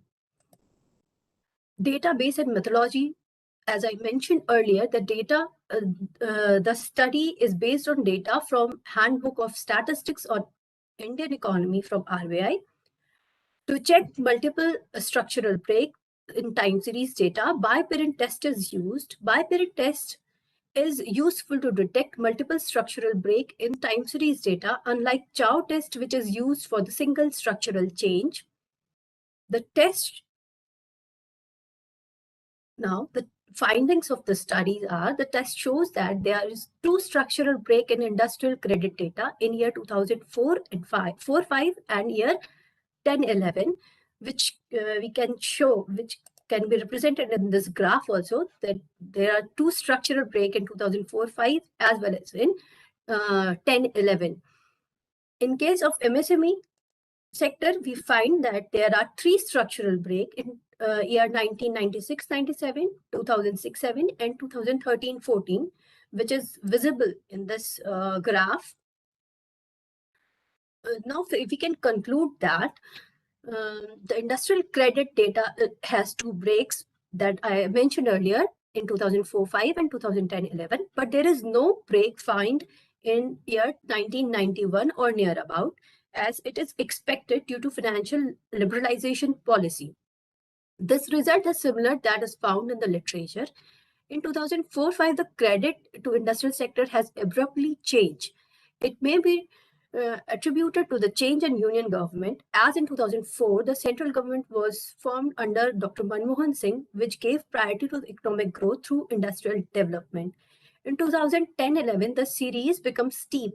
This may be due to the risk-averse behavior of banking sector that was adopted due to increasing NPA during this period. In the analysis of MSME credit, we find three structural break.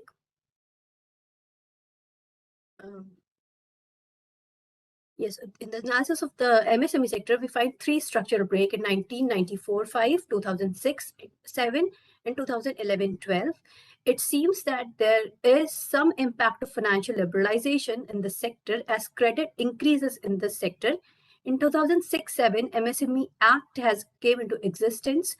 First time medium scale industries were also defined as this sector. This may be the reason of abrupt increase in credit in the sector, but this trend could not be continued for longer period, as in 2013-14 the trend gets steep, similar to that of industrial credit. Same reason can be quoted here for the slowdown of increasing NPA of banking sector that has put a brake on industrial credit flow in the sector. So I here suggest an improvement to the credit facility from the commercial banks to strengthen the MSME sector for theme of AatmaNirbhar. I hope the government scheme for the sector would be beneficial and fruitful for grooming the industry, and especially to the MSME sector. Thank you so much. Thank you, Ms. Sadhana, for such a wonderful presentation. I request the participants, if someone would like to ask any question related to the topic presented by Ms. Sadhana Singh.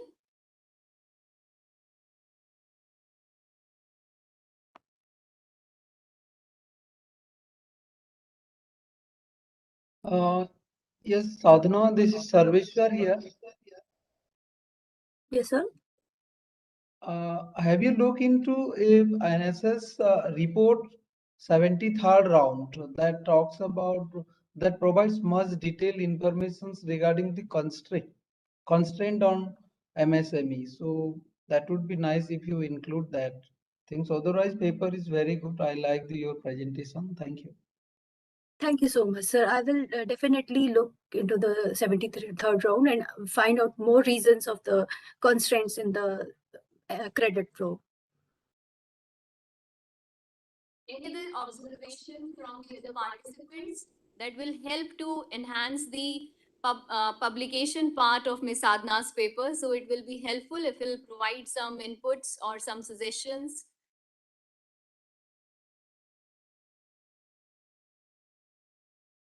Okay, Sadhana, that's a wonderful paper, and the way you have presented is also very good. It's a structured presentation, and the paper which you have written is also a structured paper.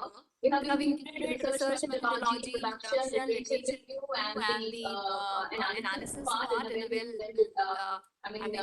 as per the research paper pattern. There are few observations as I have gone through your paper in detail. The first observation which I have found you have mentioned in the introduction part, like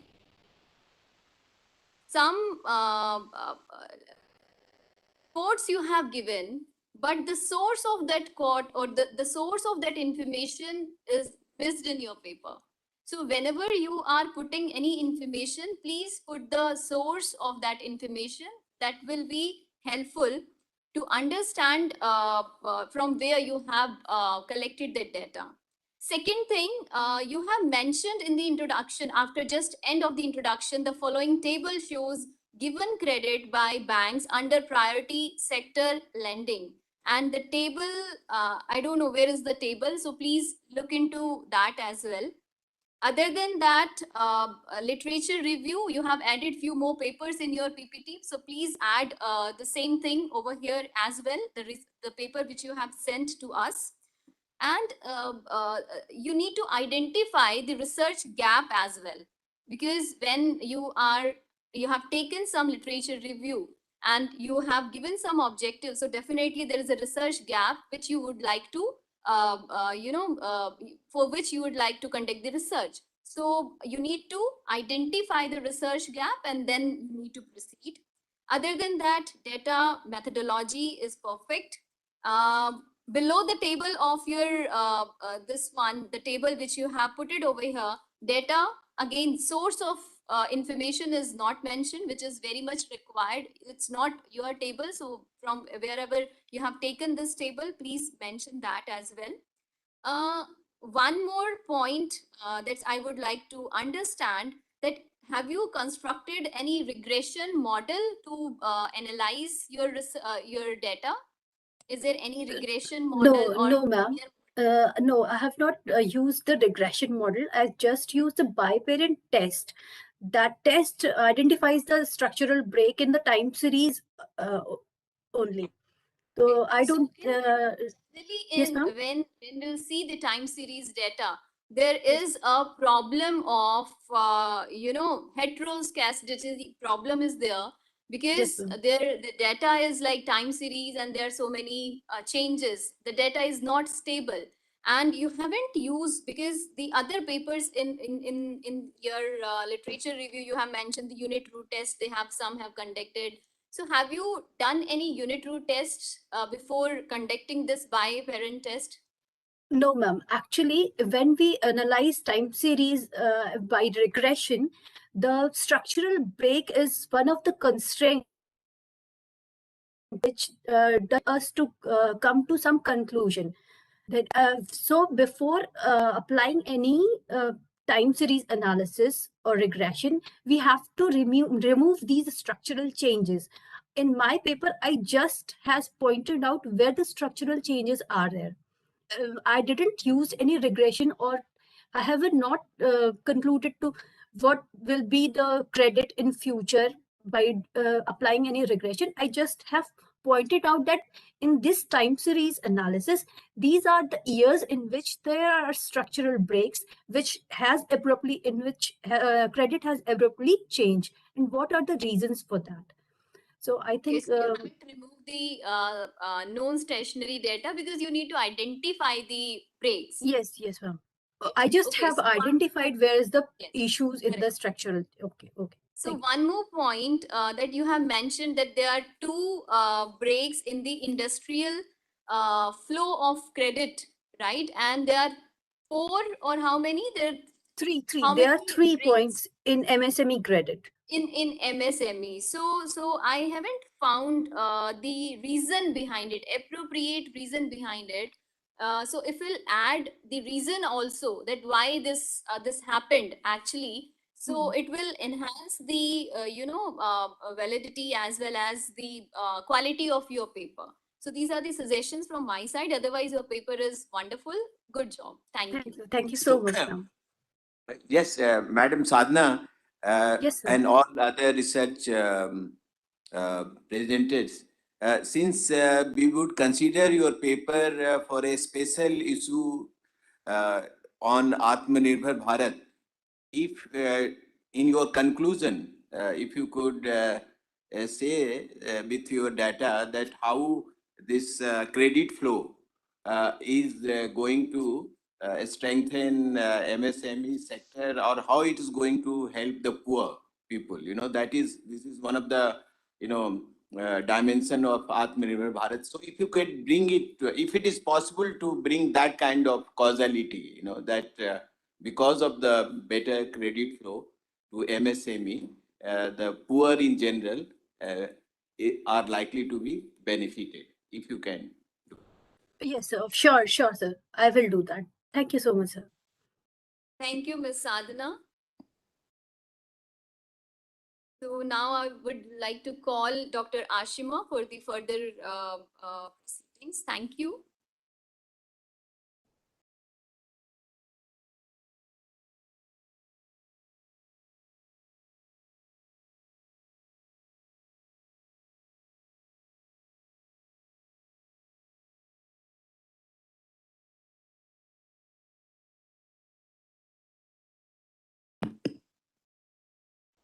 Good afternoon. For the next presentation, I'm glad to invite Dr. Vasu Reddy for the presentation of his work on AatmaNirbhar Bharat, a successful story towards self-reliant, self-sufficient Bharat. Before inviting him, I would like to introduce him to the audience. Dr. Reddy is an undergraduate from Kurnool Medical College, 1999 batch. He's a postgrad in general surgery from AIIMS, New Delhi. He started practice from 2014 and established hospital in 2018, and practicing in Kurnool from then. He has performed more than 5,000 surgeries from then onwards, of which 2,000 were performed free of cost. Over to Dr. Vasu. Good afternoon, ma'am.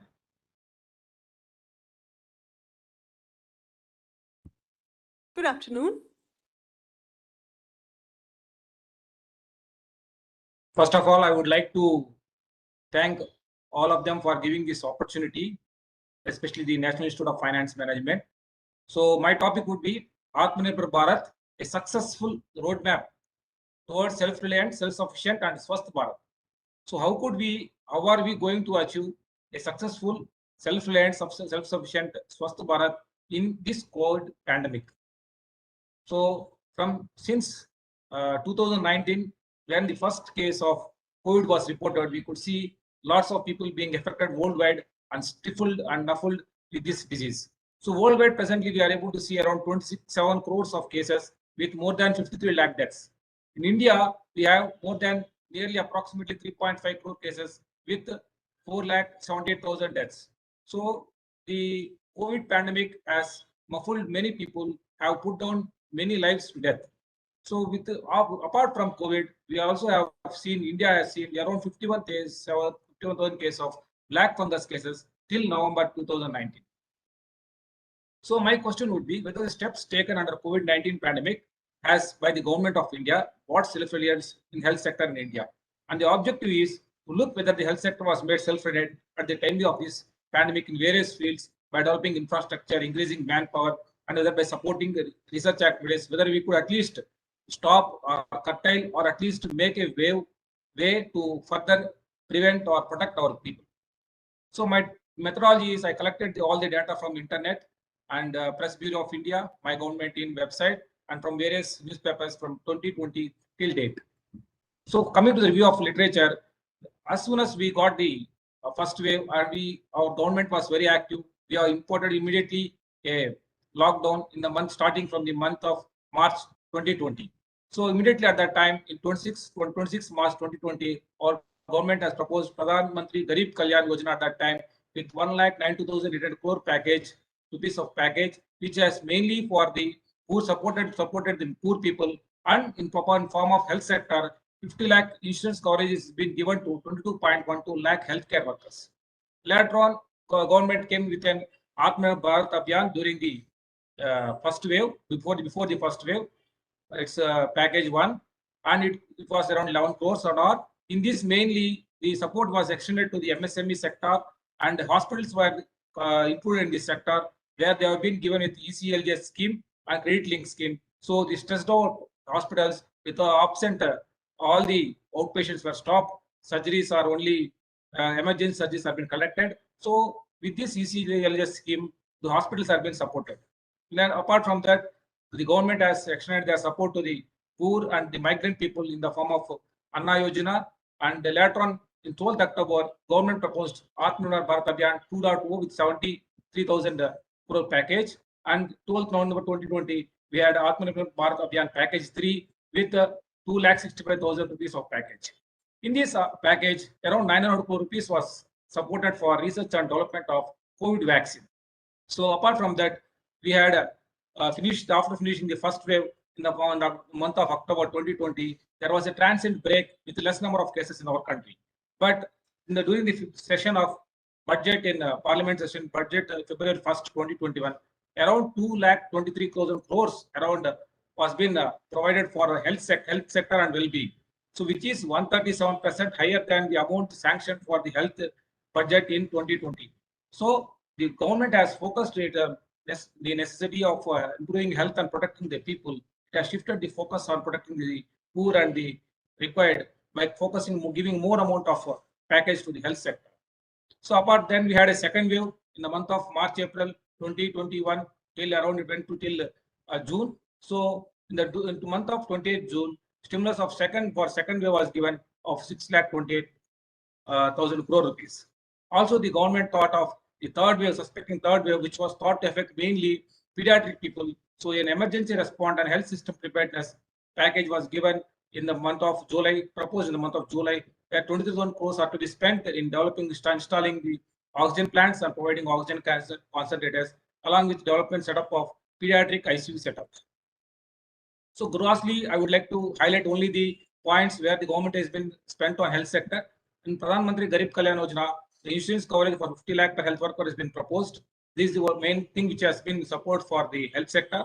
Apart from that, the amount for ECLGS scheme has been included.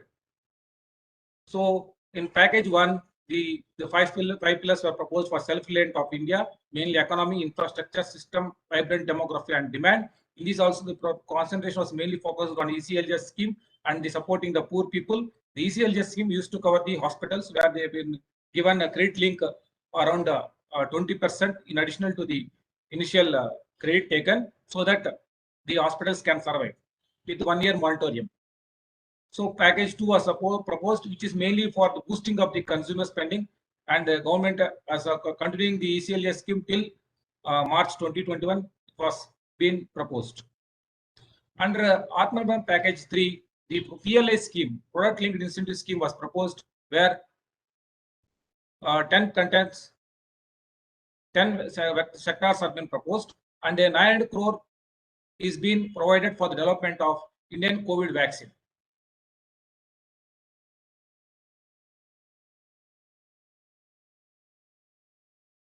Are you able to hear me, madam? Hello? Yes, we can hear you. But I am unable to change. Someone is annotating. I am unable to move to the next slide.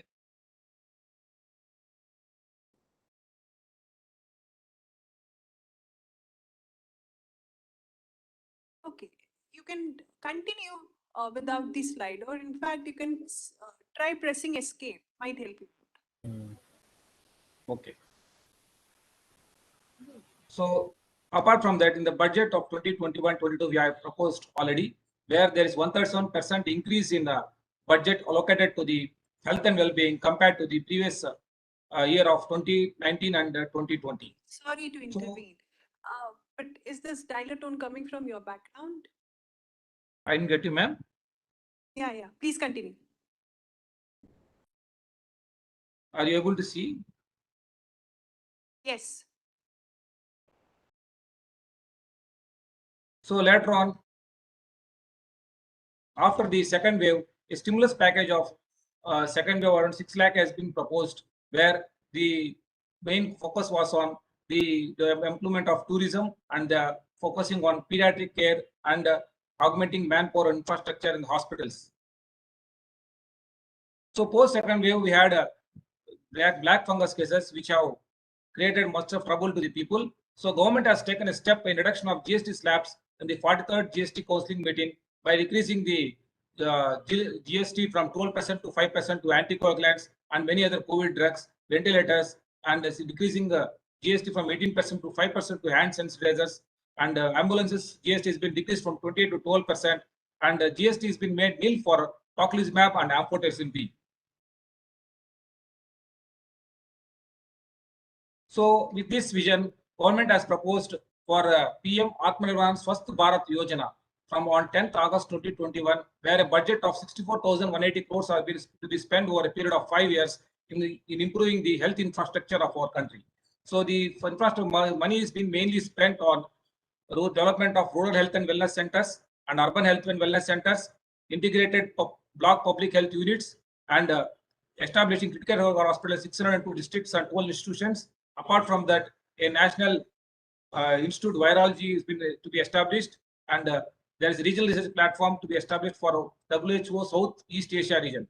So the government has proposed for a 5-year plan for improving the infrastructure of health in our country.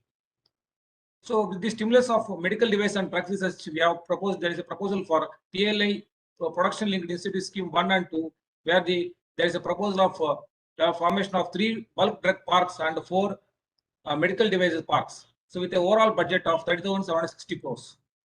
So PLI2 scheme is being involved for drugs which have been not included in PLI1 scheme.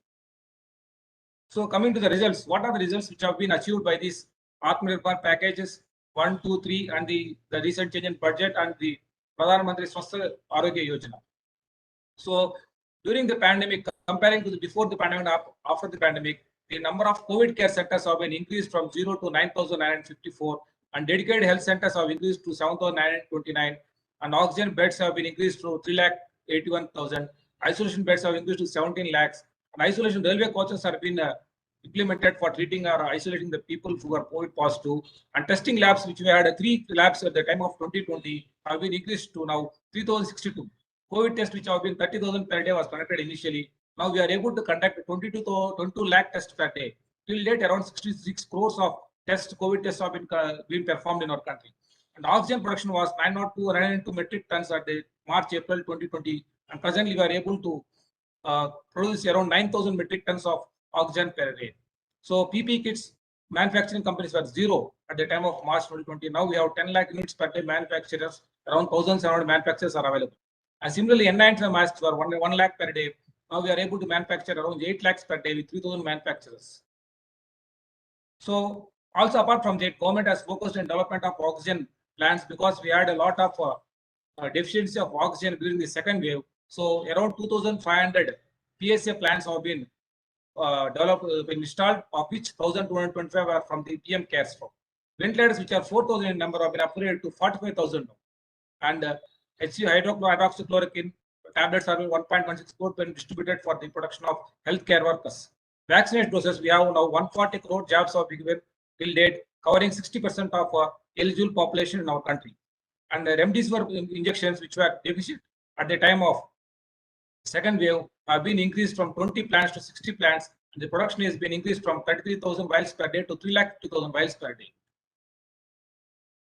So other measures in health where we have performed Mission COVID Suraksha, where 900 crore has been spent, and we could develop a Covaxin vaccine, indigenous Indian vaccine Covaxin, and also we could manufacture Covishield.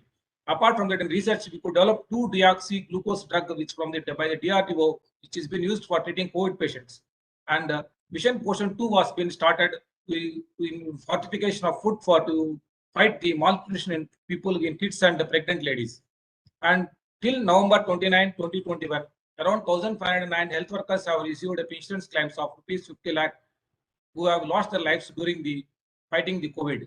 So medical devices and hubs and parks have been established. 4 medical devices parks have been established in 4 states, which have been accepted by the central government.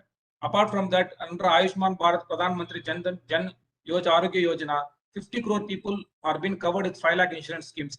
And last 3 years, 2 crore 55,000 admissions are being done under PMJY. The last 2 years, 8.3 lakh COVID patients are being treated, of which 4.7 lakh patients are treated in private hospitals. So various other achievements where we can see e-Sanjeevani telemedicine consultations were given for 12 million people, and a COVID platform was been started, which most of the 76 countries have accepted, and 11.9 lakh health IDs have been issued in the form of National Digital Health Mission platform. So coming to vaccine development, previously Japanese encephalitis vaccine we took around 8 years to get to India. Hepatitis B we took around 30 years. Polio we took around 20 years. Rotavirus vaccination we used to get 20 years. Tetanus we got to around 50 years. But COVID-19 virus we were manufactured within a year of the attack of the pandemic. So this shows the government active participation and role in developing the health and infrastructure of our country. And the motive of this our government is to make in India make for India and make for world, and make for vocal to local and local to global, and keep India as a Vishwaguru in coming 20 years. So all these health infrastructure and health modifications which have been done will pave way for the coming 5 years, where India is going to be a Vishwaguru, especially in medical field, to protect not only people of our country but also people from all parts of the world. And wishing everyone the 75th Azad Ki Amrut Mahotsav.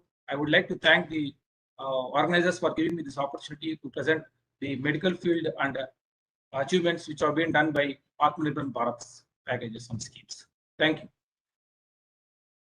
Thank you, Dr. Reddy, for your valuable contribution. I will now invite the participant if they have any questions to ask from Dr. Reddy. Good afternoon, sir. Myself Manish. I am a participant in PGDM FM 21-23. Reddy sir, I just want to know one thing. In your slides, I have seen several achievements regarding the COVID-19 pandemic and our achievements on the path of Vishwaguru. But what road ahead? I think we are again in the January or February 2020 situation in the arena of Omicron. What is the road ahead with these achievements? Thank you, sir. First of all, I would like to know we are expecting a third wave by February 2022 mostly, because usually we are by 2 months delay compared to European and American countries. Now Europe and American countries are facing a case of 1 lakh, around approximately 1 lakh cases per day. So presently we have already established PSA plants in every district. In every district and small hospitals, around 2,500 PSA plants have already been installed. Apart from that, around 60% of eligible population have been vaccinated. So apart from that, government is already have kept reserve of amount of remdesivir injections and 2G drugs and other what are eligible required drugs for the facing the COVID pandemic if it comes as a form of third wave. So I hope in coming years, these will help not only people of our country, and we can help other people of other countries also by stretching our hands. We are ready. Presently, our government is ready. See, mostly COVID we require is ICU setup. So we already have a sufficient amount of ventilators been installed in most of the hospitals. And second is we require vaccines for prevention. Already we have most of 60% of eligible population are vaccinated. So even of all, if I get an infection, if a patient is got vaccinated, the chance of getting admitted into ICU is less if he gets vaccinated. So I think already we have made a way for fighting the third wave. So I don't think we should feel much worried, but we should be very cautious in maintaining using masks and avoiding public meetings presently also. Thank you. There is only 58% of the population which is doubly vaccinated. 60% may be the number of the single vaccinated population. And for this Omicron variant, it is generally being advised that a booster shot would be only helpful, if at all. It is effective with regard to the vaccine, respectively, which has been taken. So, with 38% of the population being doubly vaccinated, is there any scope of being immune or stopping the wave to become a big wave? See, presently 140 crore jabs have been given. So there is not much, because in Europe and United States, more than 80% people are being vaccinated. Still, they are feeling the increased number of cases. So I don't exactly say that the vaccination will prevent an infection. So, but vaccination will prevent the severity of infection. So, but that's why I request everyone to be prepared for the third wave and avoid public meetings and unnecessary travels in present situation. And Omicron variant can come in spite of infection, but what the study says, the severity of the disease is less, but the spreading is high. It spreads very fastly, but the severity is less. That's a good point. So once if the severity is more, the more people, hospitals are being stressed upon the admissions, then we can have a bad situation.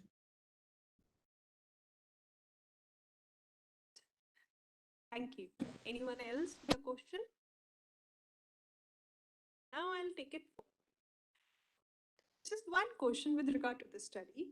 So what is the final conclusion with regard to the objective which has been posed in the study, whether the COVID-19 pandemic brought self-reliance in health sector in India? So what does your study concludes at the end? So I have presented my data where we have improved a lot. See, we don't have oxygen plants in most of the district hospitals. Even I stay in Kurnool, my general hospital didn't have any PSA oxygen plant. We used to depend from liquid medical oxygen from a center from Ballari, which is in Karnataka. I am from Andhra Pradesh. To get oxygen from there to supply to our hospital. So this year, in the month of April, May, we had a huge number of cases here. So we didn't have beds and we didn't have sufficient of oxygen. So now presently we are prepared with oxygen. There is available oxygen. Not only production is available not only in district headquarters, even we have 3-4 hospitals in the peripheries also. The municipality hospitals and CCH we call. So these hospitals are also having oxygen plants now. So this shows that definitely we have improved a lot from when compared to the previous station. Coming to ventilators, previously we didn't have in our hospital. We used to have only 10 ventilators in our government general hospital, Kurnool. which is established around 1960s. The hospital is around established 950 years now, but it had only 10 ventilators. Now we have around 50 to 100 ventilators available. If at all a pandemic comes and if the patients are affected severely, we can provide them. And we have around 3,000 beds in the government general hospital of Kurnool. So apart from that, in private hospitals, we also have been fighting back this COVID, and we are lending our support whatever we are possible from our side. So this shows that what I mean. This shows that definitely we had changed a lot, but we compared to before, I will not be able. I have not statistically analyzed how much we have changed because the PPE production was zero in the month of March 2020. Now we are able to produce around 5 lakh PPE kits per day, and N95 masks were only 30,000 produced per day. Now we are able to produce 8 lakhs per day. This itself shows a huge change in margin from before pre-COVID times to present COVID times. With all these the central government schemes and support, and we are able to get a vaccine within 1 year. Previously, a polio vaccine, other things used to take 20 to 50 years. By the time it came to India, 20 to 50 years is the time it's been taken. So here we are getting within 1 year, and now we have supplied the vaccine to around 90 countries. Around 7 crore vaccines have been distributed to 90 countries presently. If we didn't have a second wave, we could have distributed more. So mostly these vaccines will be given to in coming days. If vaccination is completed in India, this can be given to other required African countries and other countries which are having a low vaccination coverage. So this all shows that definitely we have made an impact, and we are moving ahead in the right path. The PLA scheme which has been initiated, we are getting new drugs manufactured and research is being conducted more. So I think within a few years, maybe 5-6 years, now we have 70 to 80% import of drugs and medical devices from China. So once this PLI and medical device park and bulk drug parks have been established in India, we can produce in our country only, which makes us self-reliant, and we can distribute, export these drugs to other countries. That's the thought we are having in the future. Dr. Reddy, I think you can make it a very interesting study if you compare pre-pandemic and post-pandemic, and what has been the achievement in the health sector, and how the health sector has become more self-reliant, and even it can help the global vaccine supply. So if you can just make a comparison, pre-pandemic, post-pandemic, and if you can take the national, what is happening at your state level also, in maybe some kind of a state level study and the national level, and how the things have improved. So then we can, consider, the jury will consider your paper, that how self-reliant in the health sector has, like how this opportunity has come. I mean, the crisis has been turned into an opportunity to improve our health system. May I? Yeah. Okay. So I would like to add, so what Dr. Pandey is perhaps saying is that perhaps the study can be more focused on the research topic which you has formulated, reducing the content of the other packages which has been shared or which has been announced by the government of India, since it is not having much relevance until it is having a direct relevance. One. Second, in your PPT, I observed there were many statistics which were shared, and then there was an interesting part of pre and post pandemic, or now, yeah, as Dr. Pandey rightly observed and stated that. So there is a lot of scope in what you have shared of constructing the case studies from your own region and then sharing it with the publication.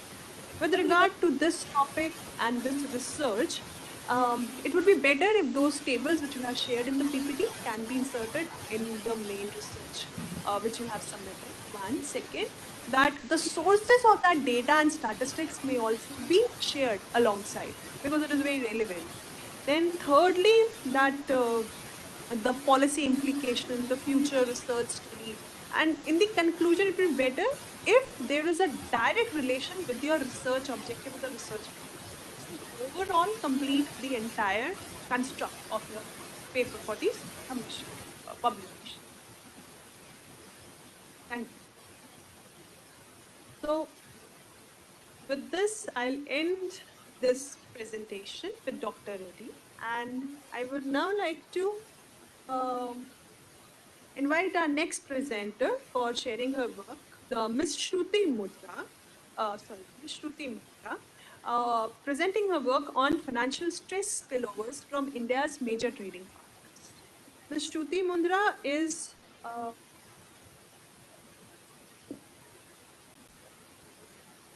an assistant professor with University of Hyderabad School of Economics. Over to you, Ms. Ma'am, I would like to make some correction. I am a research scholar with University of Hyderabad.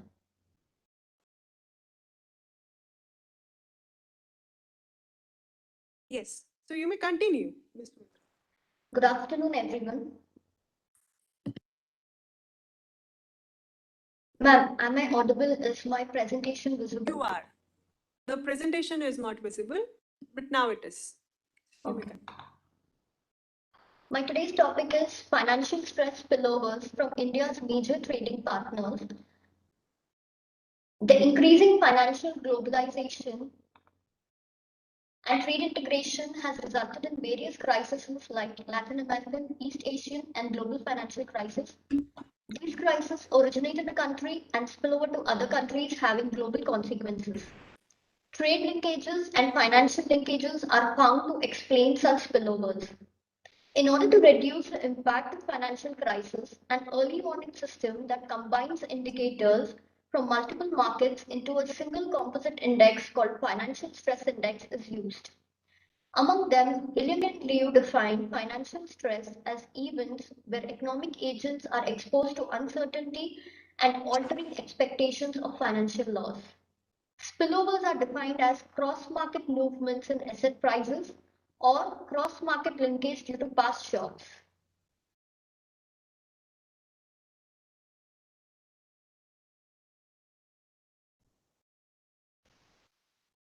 I cannot move the slide.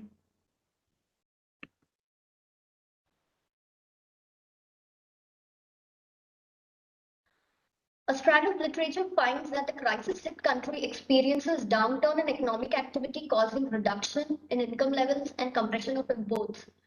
The major trading partners bear the brunt in the form of depressed exports and deteriorating trade balance. Financial linkages also play a vital role where countries suffering from crisis have repercussion on foreign direct investment and capital flows abroad. Also, investors rebalance their portfolio to mitigate risk, thereby increasing countries' financial vulnerability. In the transmission of financial stress spillovers, most of the literature have focused on a single or bivariate asset class.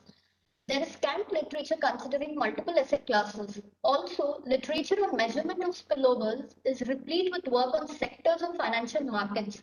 It largely ignores trade and financial channels that exist across countries.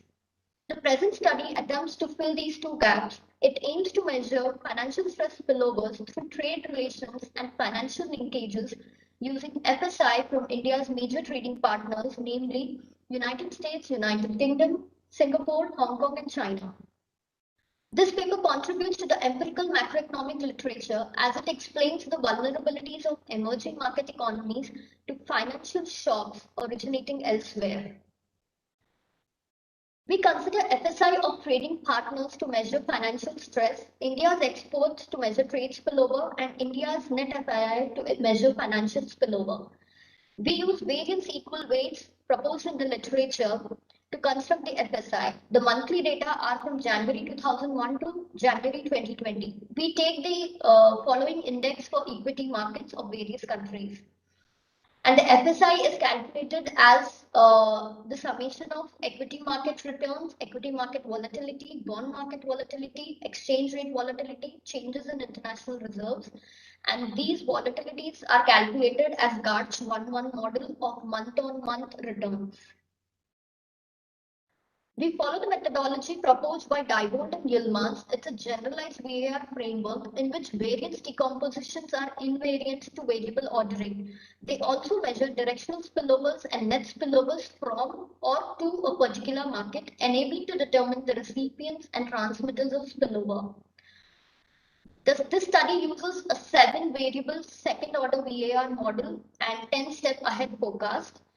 So from various decomposition matrix, the total spillover index is calculated as given in equation 2. Directional volatility spillovers received by variable I from all other variables J is calculated as given in equation 3. and directional volatility spillovers transmitted by variable I to all other variables J is given by equation 4. The net volatility spillover is the subtraction of equation 3 from 4. Now, the results show that the stressed innovations stemming from China, Hong Kong, and UK are responsible for 3.78%, 2.98%, and 1.87% of the error variance in 10-month ahead forecast of exports. Similarly, innovations from Singapore, China, and US are responsible for 9.5%, 7.18%, and 5.06% of error variance in FIIs. The gross directional volatility spillovers from others to exports is 13.75% and FII is 31% of the forecast error variance. The net directional volatility spillovers from exports to others is 4.29% and from others to FII is minus 14.78%. We use a 50-month rolling sample to assess the variations in cyclical movements in spillovers. The spillovers from trading partners to exports are below 7% during tranquil times, but increases close to 13% during turbulent times, while in FIIs it's below 8% during calm periods and close to 14% during volatile period. The spillovers to exports is highest from China and lowest from Singapore, while FIIs receive greater spillovers from US, China, and Singapore. The directional financial stress spillover analysis from US and China during turbulent periods is that the spillover to exports and FII is larger in magnitude compared to other countries in our sample. This aspect demonstrates emerging market economies' strong vulnerability to external shocks. The spillovers from US hovered around 20% during 3 episodes of financial stress, that is 2008 global financial crisis, European debt crisis, and the end of 2016 marked by unanticipated US presidential election results. We identified 4 episodes from China. China announced the adoption of managed floating exchange rate regime along with the revaluation of its currency during 2005, global financial crisis, European debt crisis, late 2013 to mid 2014 on account of slowdown in China, 2019 US-China trade tension, and further deceleration in China's growth rate. Exports turn out to be net receivers of spillovers, whereas FIIs transmit as well as receive it. For the robustness aspect, we check the sensitivity of the results to the choice of order of VAR by calculating the spillover index for orders 2 to 4. Similarly, we calculate spillover index for forecast horizon varying from 4 to 10. It is found that the total spillover plot is neither sensitive to the choice of the order of VAR nor to the choice of the forecast horizon. Earlier studies indicated that financial shocks transmit from advanced to emerging market economies. While verifying the earlier findings, the study finds bilateral trade relations to be a driver of financial stress spillovers in emerging markets like India. In contrast, it also finds capital flows exert significant spillovers both ways. This indicates financial market interdependence across the world as emerging markets develop and exhibit higher financial integration with mature markets. The markets of emerging economies are highly susceptible to both upside and downside volatilities. The disruption is manifold in the presence of bilateral trade and financial globalization. While we have come a long way, we are not sufficiently protected against the adverse fallout of either decline in trade flow or sudden stops, which is a sudden reversal of capital flows. To overcome this, emerging economies should strengthen prudential regulations to mitigate rising risks of financial stress spillovers. Thank you.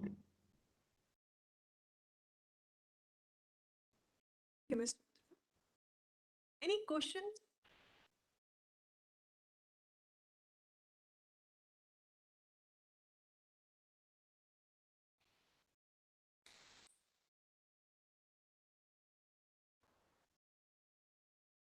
Why did you specifically selected 2 variables for studying the spillovers? Study is majorly focused on the financial variables.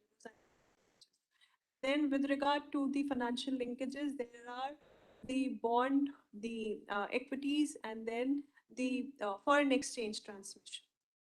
So what is the basis of the choice of these? The choice of the financial stress index variables? Ma'am, is it the choice of the financial stress index variables? Yes. So we have selected variables from each of the market, whether it is equity market or it is bond market. So each of the market, there is one variable that is taken, and it gives us the variations in that market, so that it covers the major financial markets.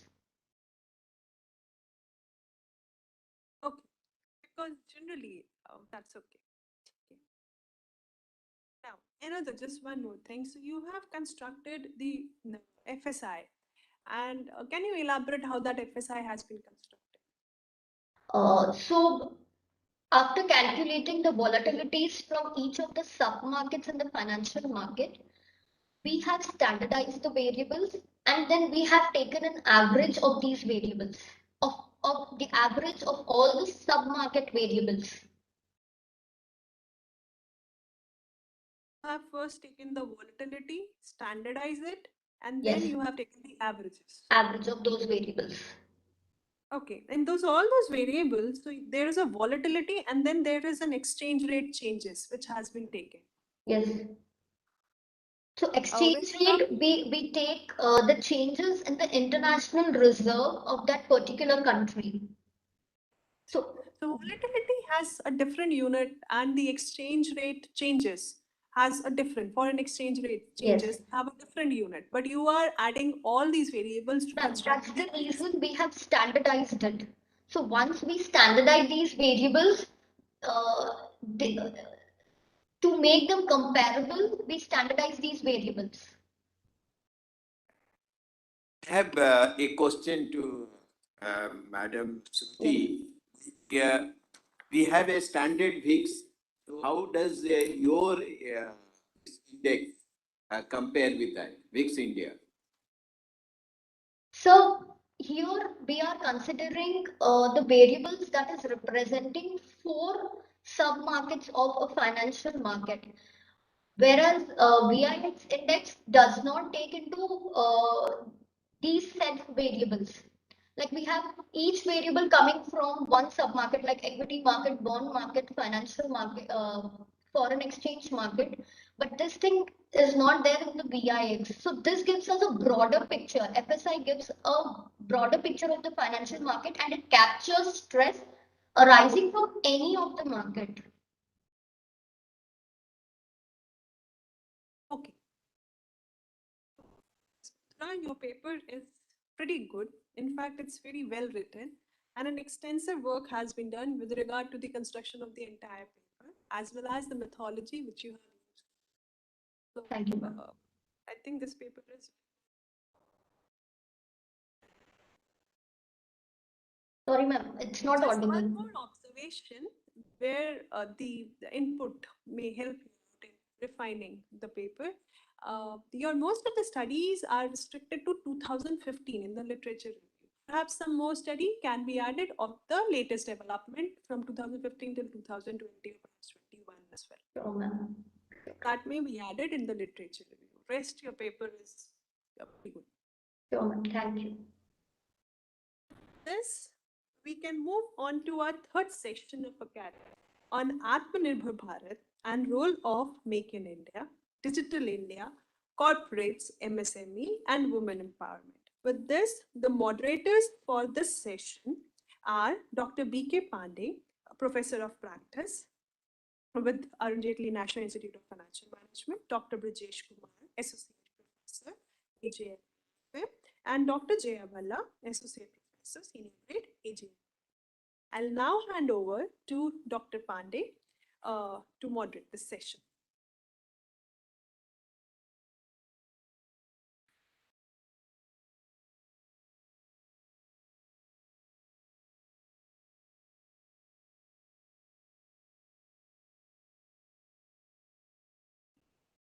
Thank you, Dr. Asima. Now we are in the next academic session. In this session, we have about 4 papers. The first paper is by Dr. Om Prakash Mehta, Dr. Om Prakash Mehta is a director in the Ministry of Micro, Small and Medium Enterprise, Government of India, and he has a lot of experience apart from his academic qualification. He has worked in this sector for several years, and in his paper, which is the role of corporate and MSME in making a successful AatmaNirbhar Bharat.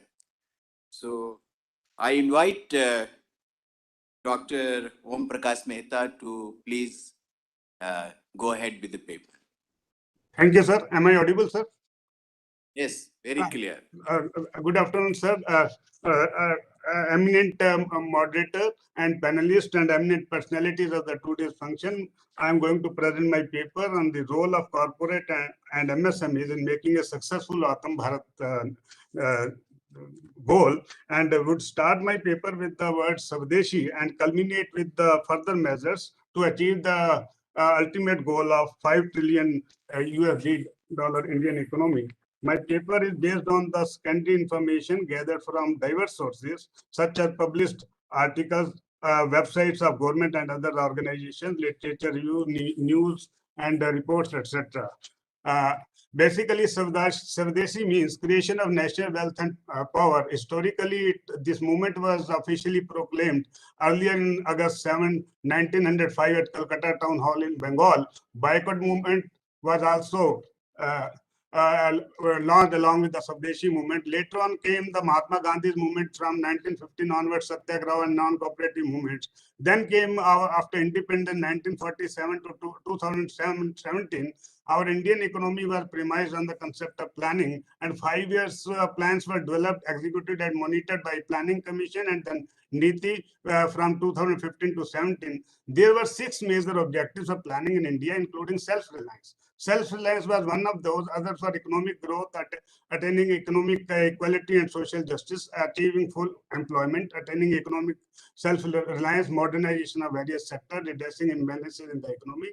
Then came the breakthrough in the Indian economy by the Make in India this mission given by our Honorable Prime Minister. This initiative was launched globally in September 2014 as a part of India's renewed focus on manufacturing, with the objective to promote India as the foremost preferred global manufacturing destination. The aim was for the manufacturing, but it was having the twofold other objectives. One was, once we increase our manufacturing base, so FDI would also be encouraged, more injection would be coming, and simultaneously we would be having our global value chain participation of the manufacturing sector in the world economy. That's the two factors it was having. And we know Vasudhaiva Kutumbakam, it is that world is our family, one family is the theme of Indian movement. And in the field of IT, it is very much clear. IT is a kind of global village. A number of initiatives by the government includes after 2014, these are Make in India, Digital India, Skill India, Green India, Vocal for Local, then minimum government, maximum governance, ease of doing business rather than ease of living business, and now AatmaNirbhar Bharat and ultimately Azadi Ka Amrit Mahotsav, etc. are in this direction. Now, AatmaNirbhar Bharat Aviation or Self-reliant India campaign was the vision of Honorable Prime Minister Narendra Modi. He gave the call on 12th May 2020, giving a comprehensive special economic package of 10% of India's GDP to fight COVID-19 pandemic in India. Aim was to make the country and its citizens independent and self-reliant in all senses. It covers various factors and activities, emphasis on employment generation, poverty alleviation, and covers all type of businesses, including enterprises, corporate, MSMEs, labor, migrant labor, and so on and so forth. There were 5 pillars of AatmaNirbhar economy. First was the economy.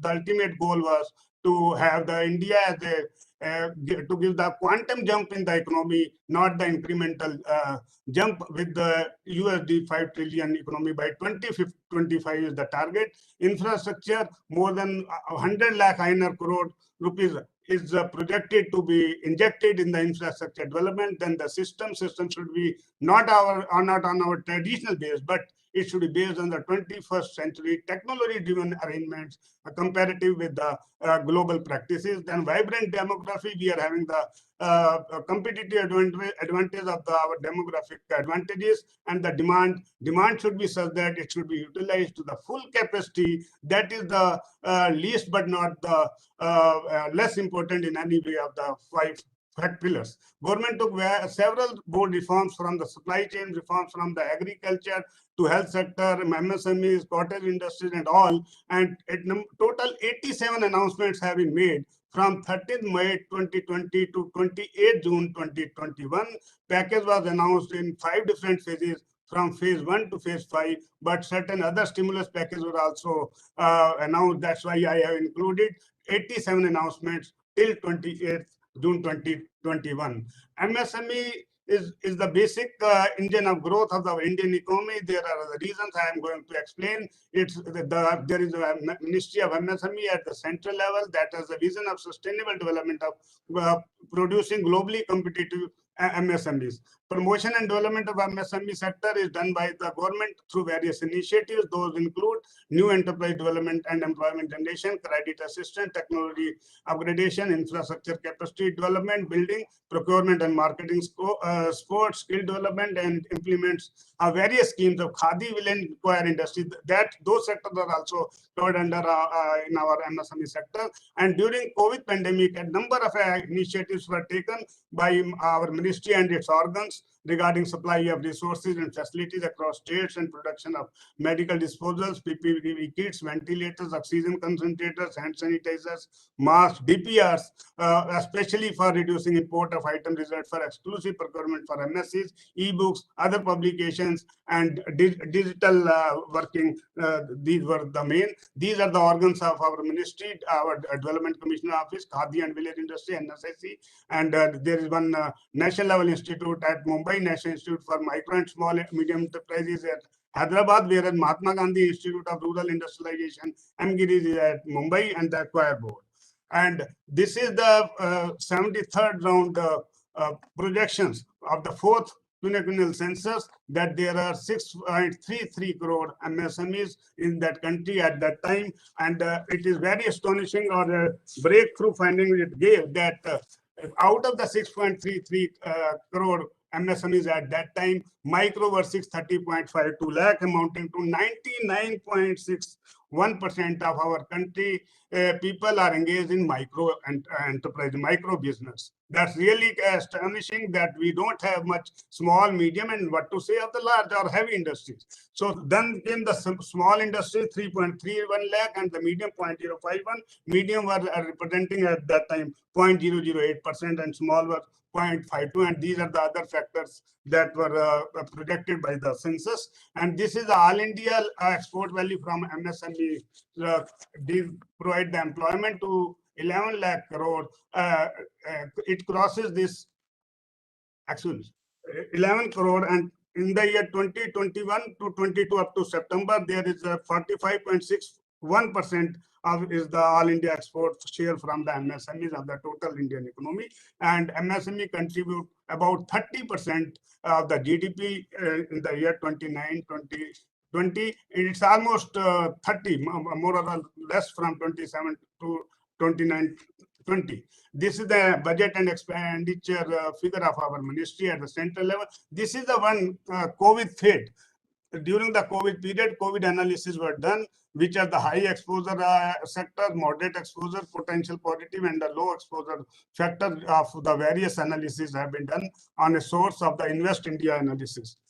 Now then came because to fight the COVID pandemic, government announced AatmaNirbhar Bharat, and under that a number of schemes were initiated by our ministry in collaboration with the other department, like the emergency credit line, credits guarantee scheme. It was basically launched by the Department of Financial Services, but scheme started on 23rd May 20, and borrowing were up to 25 crore outstanding and 100 crore turnover were eligible, and overall ceiling was initially rupees 3 lakh crore. Subsequently, it was announced to 4.5 lakh crore. This pie chart it depicts the number of guarantees in the micro, small, medium, and other businesses.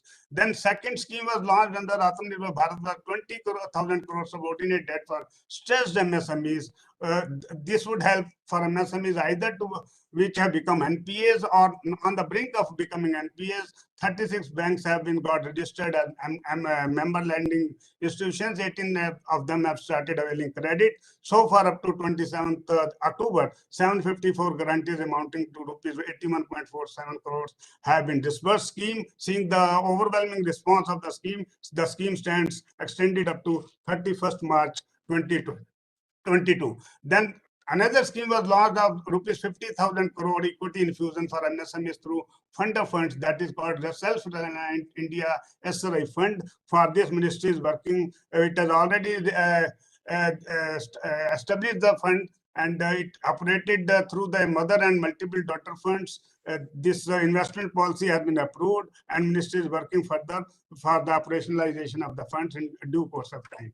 Now, this is another breakthrough the India has given, Indian economy has given, rather Indian government has given, that they have brought a new definition of MSME. And first time after independence, the government thought of giving a sort of recognition to the export of goods or service or both, which shall be excluded while calculating the turnover. Under the old definition, manufacturing and services were separate, and the investment in plant and machinery or investment in the equipment under the service were the criterion. But the revised definition launched from 1st July 22, the distinction between these two, manufacturing and service, have been done away, and there is one investment, micro, small, and medium, 110-50 crore, and turnover 250 crore. And exceptionally, what I was saying, that export of goods or services are both shall be excluded while calculating the turnover. It means the government is formally has given the recognition for the export from the MSMEs. And further, retail and wholesale traders are included from 2nd July 21,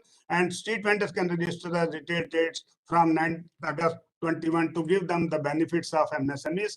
And then the government has launched Udyam registration portal. My ministry has launched. It's a single 20 points online digital registration for the MSMEs, started from this 1st July 2020. Earlier, the Udyogadar memorandum was there from the year September 2015 to June 20, and this is the from 1st July 2020 so far up to 29th October, 50,82,211 classified units have been registered under this, and this pie graph predicts it depicts the number of MSMEs registered under various categories, micro, small, and medium. As is evident from this figure also that this depiction of 94.2% micro enterprises are included in the Udyam registration. Again, the registration wise also, micros are the maximum in our country.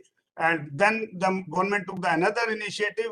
Honorable Prime Minister launched the Champion Portal as a one-stop ICT-based technology system, which would facilitate single window solutions for all the needs-based MSMEs. 39,895 grievances have been received, and 99.5 grievances have been replied. This pie chart depicts the different sectors from which grievances have been received and replied to. Then another initiative which was taken during the AatmaNirbhar Bharat was the e-marketing linkage to MSMEs, MSME Mart portal of NSIC, Khadi India portal of Khadi village industries, and procurement and marketing support through the virtual trade fairs and exhibition, which was the need of the day during the COVID pandemic. Then came the trade receivable, this electronic platform. As on April 2021, Ministry of Corporate identified 4,714 companies having turnover more than 500 crores. And out of these, 1,597 companies registered themselves on the trades platform. As we know that there are, I was talking about the number of enterprises. If we say of the corporate regime. There are about 22 lakh this company registered under the Corporates Companies Act so far. This was the figure. So 22 lakh, and we are having the 6.33 crore, that also in 2015. So that is the proportion of the disparity between MSMEs and the corporate registered under the company. That's why this trade platform has been created, so that the companies can extend their trade factor to our MSMEs, whosoever is in need. Then no global tenders for the government procurement up to $200 crore, 200 crore rupees was allowed. It would increase the MSME sector to apply with the foreign entities in the tenders, in the bidding.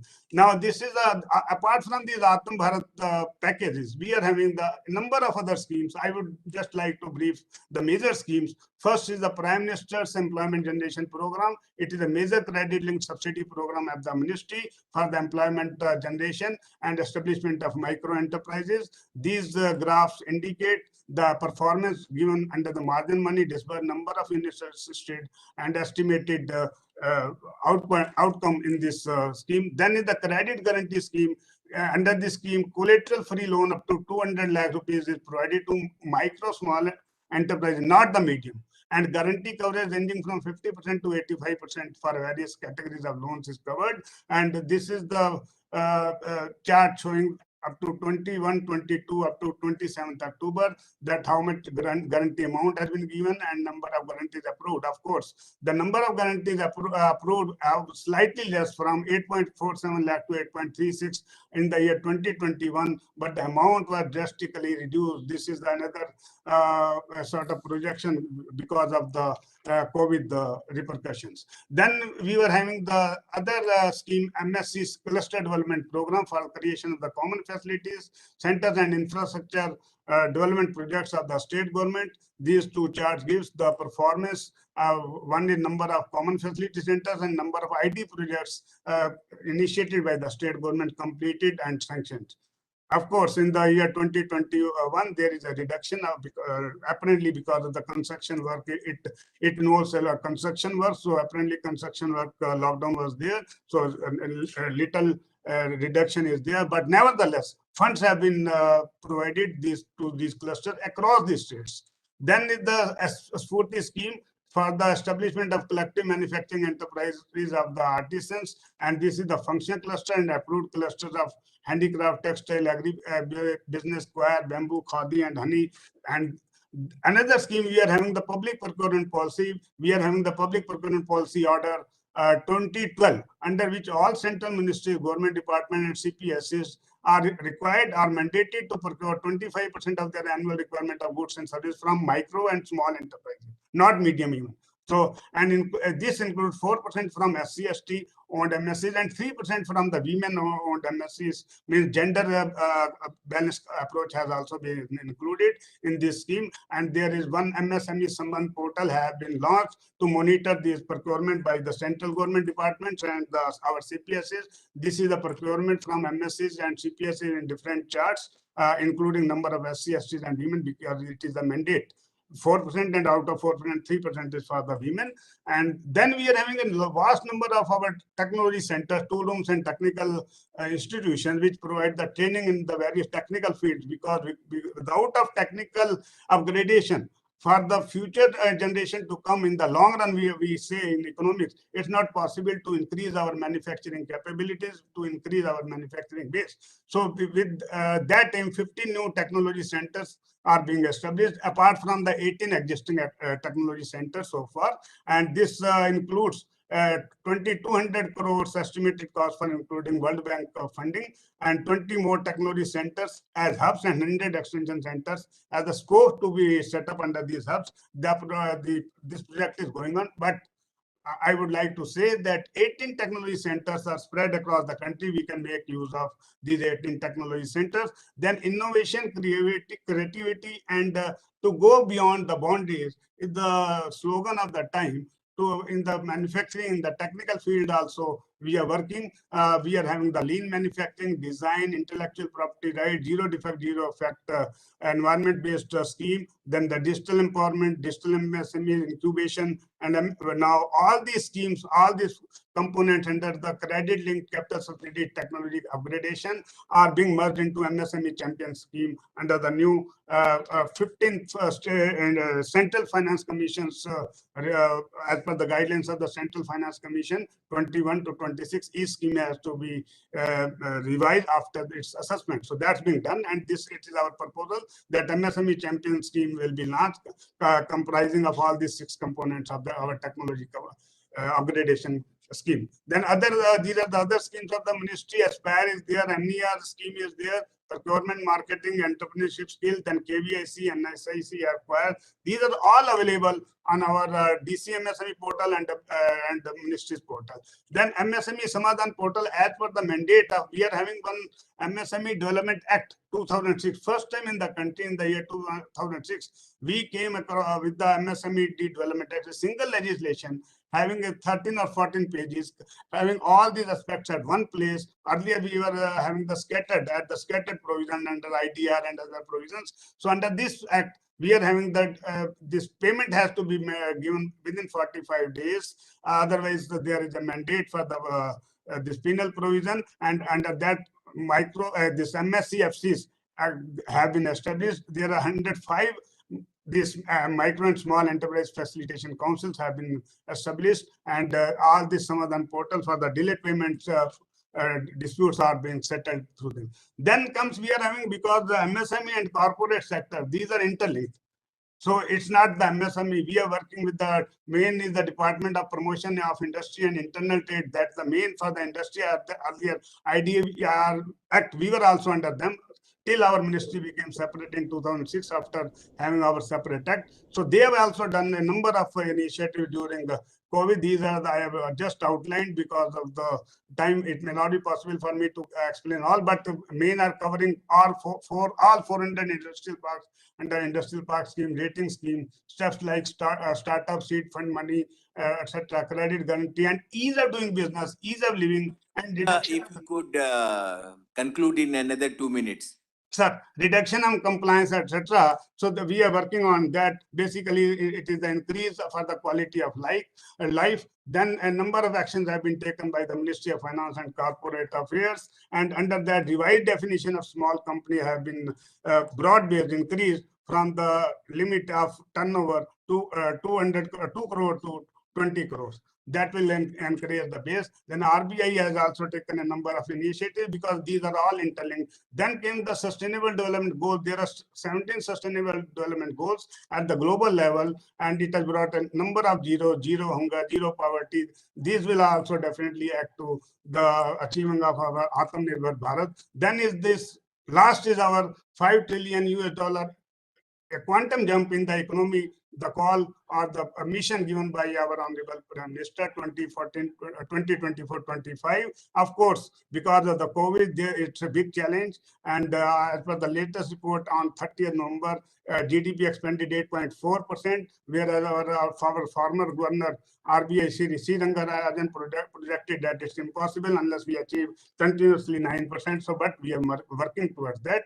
But the way our country has produced this 122.41 crores vaccination till 2021, it's not the distribution, it's the production indigenously. And this clearly gives the economic policy of marginal social benefits overweighing the marginal social cost. This should be the basic principle, economic principle or the economic policy which should be implemented by the government. Increase R&D efforts in all the fields of technology, increase in investment injections, and these are the sort of relook of various schemes, include major existing scheme as well as accepted in the economy, and we are having the multiplier and boosting effect in the sector of economy. In short run is the game of the economy. I should like to emphasize that for the steel industry, 10 years may be the short run.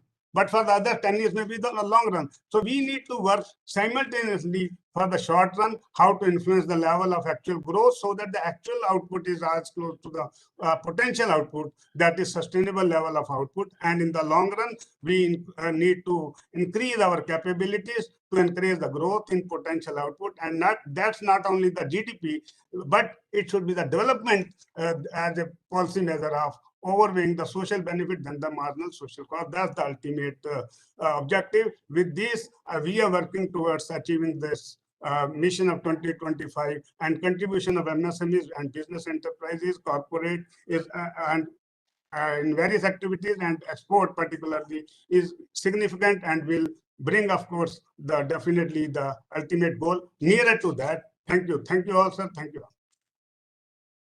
Professor Pandey, I'm sorry for interruption. Amitabh Datta speaking. Can I ask a question here? A couple of questions. Please. Sir. Professor Pandey. Am I audible? Yes, very clear. Pardon? You are audible. Please go ahead. Okay, so can I ask can I raise a couple of questions here? Yes, please. Okay, Dr. Mehta, my name is Amitabh Datta. I am a professor of practice in the ANIFM. My subject is public procurement, of which you have talked very nicely.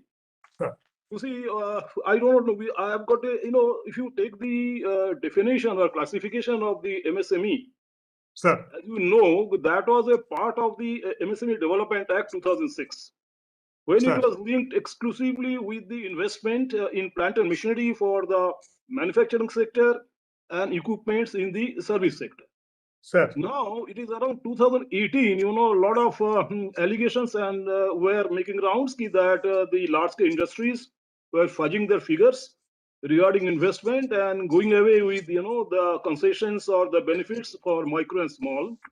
So 2018, the government had moved a bill to link it with turnover, right? That was going on. But anyway, the government changed. Then the new government also, the same bill was moved. That means the classification shall be linked with turnover and nothing else. And the turnover data, as you know, we can always verify from the GST network and all. But then what happened that in AatmaNirbhar Bharat declaration, basically it was, I think, issued with the approval of the cabinet, but that's not the point I'm trying to raise. Now the investment part has been retained.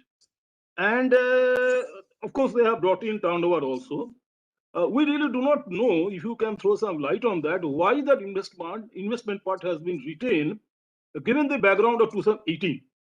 I am not bringing here the global scenario. If you go to the USA or in the European Union, the definition is not linked with investment or turnover even. So let us forget about that. So if you can enlighten us that why the investment part has still been written. That is my first query. Second query is this.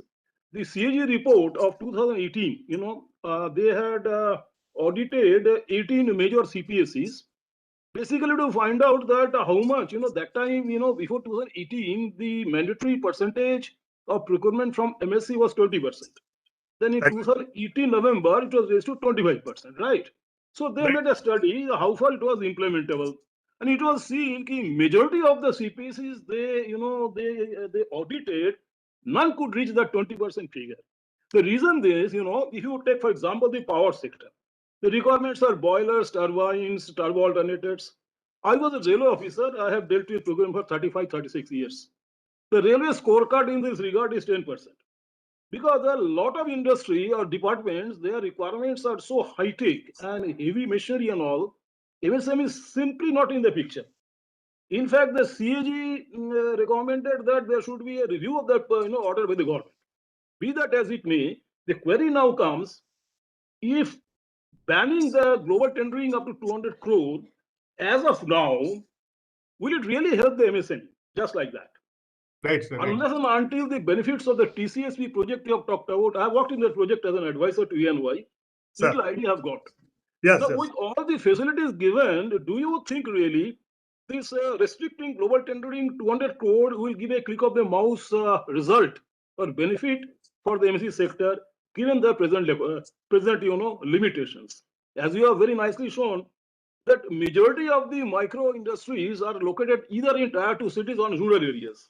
They have got access, difficulty in access to technology. They have got difficulty in access to, skilled manpower, finances, and inadequate marketing infrastructure. So, is any work being done about that? How really the MSME will get the benefit of restricting, global tendering up to 200 crore? These are two questions. Maybe plenty are there, but I don't want to take further time of yours. Thank you very much. Thank you, Professor Datta. You have dwelt rather on the three elaborative queries on the different aspects. First is on the investment, that why there was a need, or why the government kept investment limit also even after having the turnover. If I go straight away, what I got from you, of course. This was the government decision, and once you know that all the government decisions are not taken up on the analytical aspect. But what was the basic background? This I can tell you because I'm from the Development Commissioner Office working on these issues. So basically, if we see the sectors, various sectors, and because MSME produces more than 6,000 products. Various sectors are there. More than 6,000 products includes the small jewelers also, and the big manufacturing or the traditional based industry also. So if we go for the investment for a small jeweler, that may be having the very less investment in its venture, but his or her turnover may be enormous. So that's the one strong this illustration or the example was quoted. There are some industries or the enterprises requiring very less investment, but their turnover could be high. On the other hand, there could be number of enterprises or the sector which are the investment prone. Heavy investment is required, capital base is required, but less of turnover is there. With the passage of time, it may increase. So that was the basic reason that the government came out from the 2006 definition from the investment on plant and machinery in the manufacturing and service sector. And they thought of, because of the 10 years, 12 years have passed, and there was a lot of demand from the association and the stakeholders that this definition should be revised. Then came this investment and turnover dual criterion. So this was the reason that to make a balance, and of course in the USA, of course, those are basically turnover based and others. But a thorough study was done by my ministry, and we came to know that in some of the countries, even the third factor is also there, the labor factor, the number of manpower employed in the enterprises. That is also the distinction. But in our country, then ultimately investment and turnover, these have been approved, and to be very clear cut and short, it's now open. It's the Prime Minister intervention. Otherwise, it could not have been happened even on 1st July 2020. So it was the direct, of course, you touched the point that cabinet approval and others are issues are there. That was informed the public domain. Yes, you are right. Sir, actually, I took off from what was said in 2018. Okay, it was a government decision only to link with only the turnover, not the investment. You are right. That was the stand in 2018. But in 2020, it was in 1 month's decision of the Prime Minister, and to balance the turnover. Not having anything to do with that. Please, since you are there, you are embedded there in the system, you know it that in the 2019 also the bill, when it was moved, it was linked with turnover alone. You are right. I appreciate, sir, your knowledge, because department-related parliament is standing. It was before that committee, and they were not accepting. They were insisting on the investment criteria, and it was made in open also. But ultimately, this was the result. But with that, they have given the recognition to the export clear cut, which was that I've seen. I've seen that. And no, that's possible only with the turnover, sir. That's possible. I was a government officer myself. Today, my question is like a teacher, nothing else. Right, sir. And second query is that procurement policy. We were having the procurement policy, and it covered not every item, sir. There are 358 items reserved under this procurement policy to be procured from micro and small enterprises. Not all. Yes, sir. So earlier it was 20% and it was raised 25%. But you are very true that some of the organizations, even defense, I should say, you didn't quote defense. Railway you quoted, but defense was the main. That they got said no, it was not as per the quality purchase from the MSCs. They were also hesitant, but 25% the figure which we got across as a total procurement for on the MSCs in the year 2018, 19, 90, 20, 2021, 21, 22, all was about 25%. Before that could be. Sir, kindly I am sure that you have a look at the GEM portal where they only house the common user items. There the cumulative percentage is 52% or 55%. But when you come to railways or come to power sector, of course, defense, the capital acquisition is outside this 25%. But the problem there is this that they are not in the today they do not have the capacity to absorb the technology right now. Maybe in future that will be. But today, I'm talking from the problem of the officers who are working in the field. They find it difficult to maintain that 25%. Then they have to justify to the ministry, as you know, you are in there. Anyway, and thank you very much. It's a very nice. You are very true. You are very true, sir. Thank you. Anything, the last query was, you raised some last query also that, that's also. No, I said that my query was rather my curiosity or not query. You were saying that as of now, if I restrict that under the AatmaNirbhar Bharat, we are restricting to no global tender up to 200 crore. Agreed. But really, how does it help the MSME as of now? Maybe in future, yes, but as of now, that is something we have got no idea. With the time when the feedback or the survey would be there, we would come to know the exact figure. But definitely, sir, it is going to help them to at least. No doubt about this. But maybe there's a need for the government, the department, do some kind of impact analysis. It will, sir. It will, sir. It will definitely, sir. It's under fine, sir. It's under fine. Okay. Thank you very much. It's a very nice presentation from your side. Thank you. Thank you, Dr. Mehta, for a very comprehensive presentation, which evoked so many questions from one of our professors. So that shows the interest which you have generated by speaking about MSME. So thank you. As regarding my comments on the paper, I would suggest following. I think if you can drop your title is role of corporate and MSME in making successful AatmaNirbhar Bharat. I think if you can restrict it to MSME rather than, because we are not talking much about corporate. You are right. But yes, at the end you can correlate corporate and MSME. That is the first suggestion about the title. Sir. Then as have been pointed out by other moderators also to other research presenters, that review of literature. I mean, if you could bring what has been the earlier studies about MSME, and then if you can pose the research question in the way like you talk about data source, but not about methodology. If you are saying that it is through secondary sources, but how you are doing, maybe what was the challenge? You can pose the challenge faced by the MSME sector, which Dr. Pai also said, challenge of a scale, challenge of a skill, challenge of credit, and how the new package, the AatmaNirbhar Bharat package, how tries to meet these challenges. So if that can come, that will be very interesting, that how these challenges have been addressed in your paper. And if you have tried to make some impact, like what has been the impact of these measures on the health of, because MSME was one of the worst affected sector due to COVID, but how these packages have, and that in the end of your presentation, you make that what has been the impact. If you can quantify it to some extent, that will be wonderful.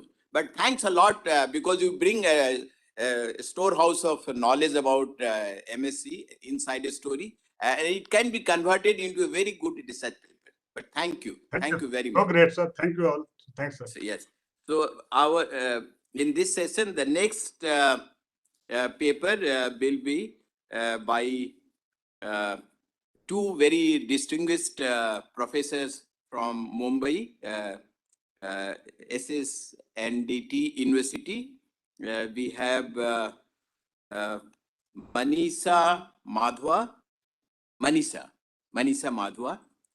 Dr. Manisha Madhwa, and Dr. Soumya Tiwari. They will present jointly on women and digital entrepreneurship in urban India, a road to economic empowerment. Yes. So Dr. Manisha Mathwa, please go ahead. Good afternoon, sir, and good afternoon to the panelists and the audience. I am sharing my screen.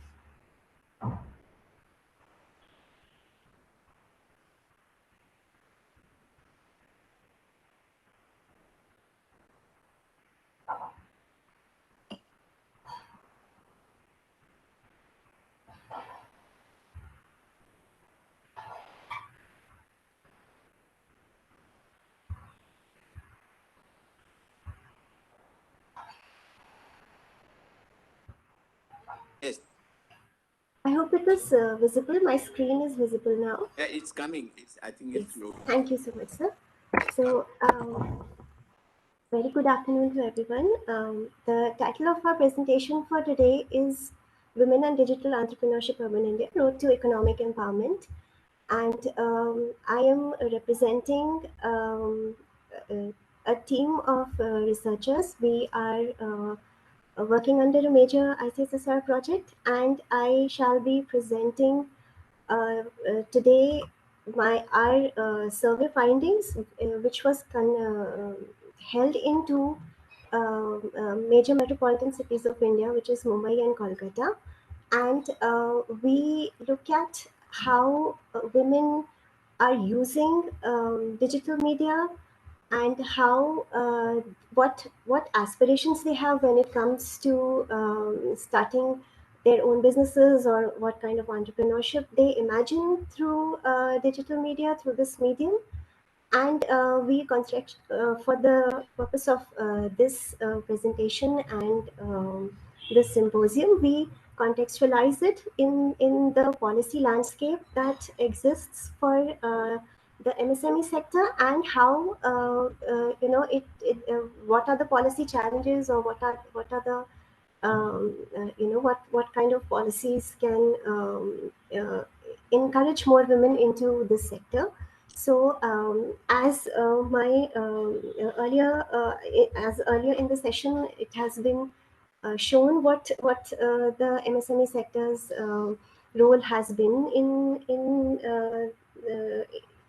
the industrial policy. So I'm not going to go into that, and I will right away jump into our own paper. So naturally, policy taglines such as Startup India and Make in India, that were started by the NDA government as it took over the power, were pushed very aggressively, and we can see that MSME sector is now it owns 95% of the industrial units, and it is approximately 55% of the exports are also from this sector, and it's providing employment to almost 100 million people, which means it is the largest source of employment after the agri sector now. Digital India, now I bring the focus towards how digitalization of India has been facilitating AatmaNirbhar Bharat, and what data show is that it's been estimated to the digital sector, or the internet usage has been estimated to grow by 8%. And women are also increasingly, especially in urban India, the ratio of women internet users has also been increasing. And keeping all of these trends in mind, the government has started taking initiatives to start entrepreneurship portals for women online, which is working in mostly 6 areas right now. The Niti Aayog's portal, which is community and networking for women, funding and financial assistance, then incubation and acceleration of business, and then they're also providing services such as tax compliance and skilling and mentorship, and also marketing access. How the scope of the expansion of digital spaces has sort of increased scope for women in this sector also. And we have seen that what government data show is that between 2020, in 2020, it was 80 lakh women owned entrepreneurs in the MSME sector. And by 2021, this figure was about 1.23 crore, which is still 20% of the representation of the women in the sector. But yes, there has been a certain increase. Then even under the Prime Minister's Employment Generation Program, we have seen an increase over the 5 years of women entrepreneurs. And but the point is that here women entrepreneurs are mostly going into smaller and home-based businesses, and this is because there are the literature around this shows that there are mainly 3 reasons why women choose to go for smaller home-based businesses. And first, that it obviously suits women to manage their maternal duties and other household duties and sort of balance their lives around their jobs. Then it provides them, I mean, it's beneficial for them because the digital space does not require that much physical infrastructure, so it saves certain investment into establishing your businesses or establishing an office. Then obviously online opportunities globally also, if we consider the literature, then there women are financial success of women can be linked to certain online opportunities that have opened up with the emergence of digital media. We conducted the survey that we conducted was designed before the pandemic, but it was carried out during the COVID lockdown period, and this was mostly an online questionnaire, and some of it was also via telephone conferencing, and there were some field visits also to certain households, and we have also conducted some focus group discussions of women. We're still compiling our survey findings, but for the purpose of this paper, I am presenting some data from our survey. So 95% of the women have in urban areas, that is Mumbai and Kolkata, have shown that they have access to internet, and about 2% have said that they have limited access. Then 92% again said that they use mobile phones, or rather they had mobile phones at home. Some of them have their own, some of them have shared mobile phones. We've stuck to household data at this stage of the survey, and about 60% of them said that they also had access to other devices like computers and laptops. Then about 46% of the women in the survey said that they only use smartphones, so which means that they did not use other devices such as computers or laptops. 92% of the women were found to be using some or the other social media accounts. About 1% of the women said that they were able to operate the social media accounts on their own, which means that they did not require any help in accessing the apps. But at the same time, when we interviewed them, they some of them said that they were actually self-taught, and they learned through their mistakes, and this is how they got to this is how they've become more and more confident as days pass in using social media and digital media. Then about 14% of them said that they needed help in using certain digital media apps, and about 48% reported that they had been using social media for more than 3 years. This was when the survey was conducted in 2020. With this data, we also questioned how women aspire to achieve their entrepreneurial goals, or what some women call it as their passion, and what their challenges were when they were accessing the social media. So they definitely agree that the social media and digital media can help them increase their economic status, but at the same time they were also a little hesitant in venturing into sort of non-traditional sectors. So mostly they were mostly they said that what they would aspire to sell online was food items, or apparel, or jewelry, or certain services like beauty services, or some teaching online classes that they could do. And other things that some of the women who are already home-based digital entrepreneurs said that they work as a passion, and sometimes they have to give up certain leisure activities, or sometimes they have to work late at night to fulfill their aspirations. Then some of them Manisha, also if you said would that conclude it in another 2 minutes. okay, yes, sir. Definitely, sir. And some of them then also said that, there are certain marketing hurdles, and beyond a point, they can't reach out to so many people. And while some others also said that, it's not always the earning or derives them to take up new businesses online. Very quickly, the kind of policy landscape that exists for women right now is under Startup India scheme. Then there is also in 2019, Womenia on GM was set up, which is the government's e-marketplace, where certain women self-help groups can organize themselves and they can sell certain handicrafts. Then Mahila eHat has also been started, and again, this is an online marketing platform given to women to sell handicrafts. Then under the Stand Up India scheme, also women entrepreneurs have been provided some support and also financial training to establish their own careers. And to conclude, I would like to say that there are four things that we sort of look at from, in the policy landscape or in the policy ecosystem for women. One is that they require, the policy focus needs more training in digital technologies, and to address the hesitation that women have in using these technologies. Then we need some protection against online frauds and gendered vulnerabilities, and these were also the online fraud thing was also taken up in an earlier presentation. Then there's also some need for organizing more women self-help groups, especially focusing on digital entrepreneurship.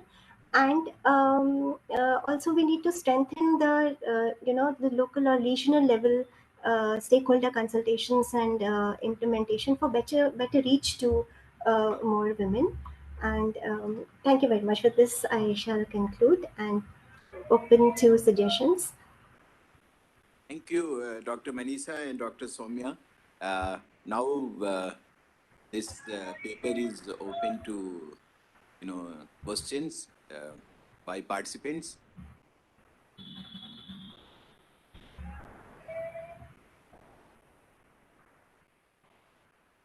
Dr. Manisha, I have a few observations to make. It's a very interesting, subject which you have chosen to take up in your paper, entrepreneurship, especially, and how digital, platform can enhance access to this new entrepreneurship. Very interesting. But I would have liked, though better, that like there is a digital gender divide, and even in urban area, I mean rural, there is a, so you could have started like what is the status of digital gender divide, and then and you can take it further to gender gap in startup itself, like how the startups have, not many startups have come up. And then what is the global practice, global practice about this, how in other parts of the developed world, how this digital entrepreneurship has been, used to empower women. And then if you could, I know that it is basically your survey of 500, but if you could get some national data to start with or international, and then you come to Maharashtra or some state, like which are the states where digital entrepreneurship, because its returns are very high with very little training, as you yourself have said that and how it can really empower women. So some literature survey, I understand OECD had done a lot of studies on this, and it's a good paper, and we would like it to be placed before our jury for publication with slight modification. So thank you very much, both of you, for Thank you, sir. Thank you, sir. contributing to our symposium, and we look forward to. Thank you very much, sir. Now we have the third and the third session, third leg of the symposium, where Dr. Brajesh, our associate professor at the institute, he will be the moderating, and we have two papers lined up. So Dr. Brajesh, please.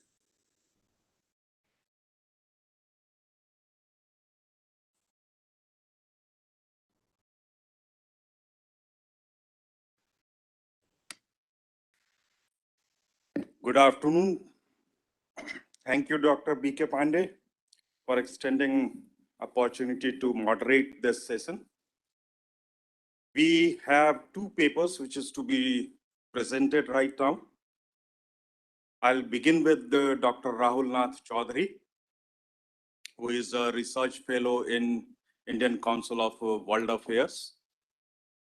And I know that it's a time of lunch, and we all know that empty belly sounds more. So we'll attempt to adhere the timelines, and I will request Dr. Chaudhary to conclude his presentation within 10 minutes. You may proceed, Dr. Chaudhary. Thank you, sir. Thank you for giving me this opportunity to present my paper in the symposium. Before I start my presentation, let me share the slides with you.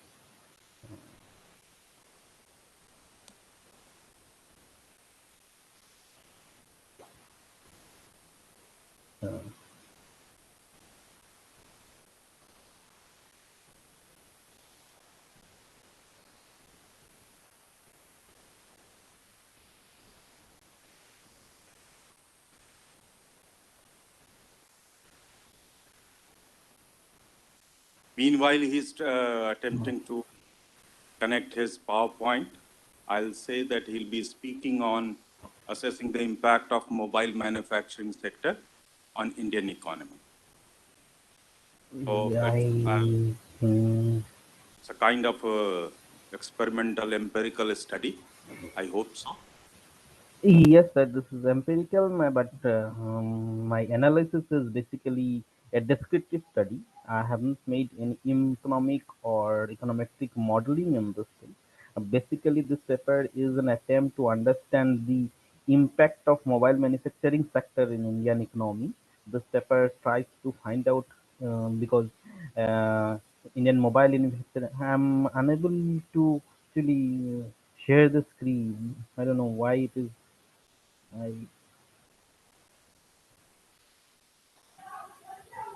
So I'm unable to show you the slides. You have not actually get the right. I'll suggest you to keep on trying. Meanwhile, you can start speaking the moment it gets connected.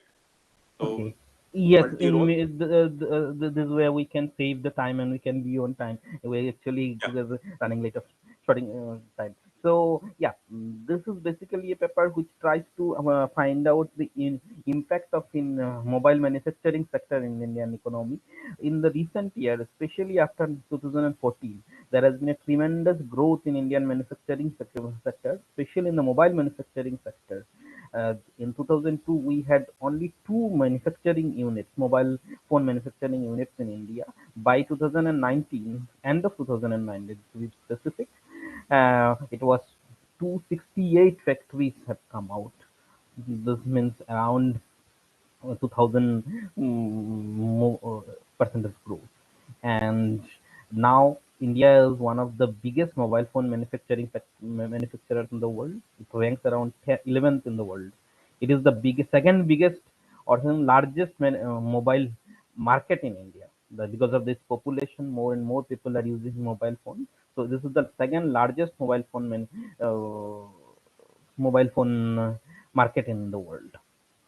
So and all these has India has done in a very short period of time. And now India is selling on an average 10 million mobile phones per month, and of 75 different brands with more than 3,422 of different models, different mobile phone models. Um, so how did India achieve this uh, all phenomenal performance? So this has been an performance for the last 5 years only. 5 years, India made a lot of policy developments in the last few years, which actually helped India to achieve this thing.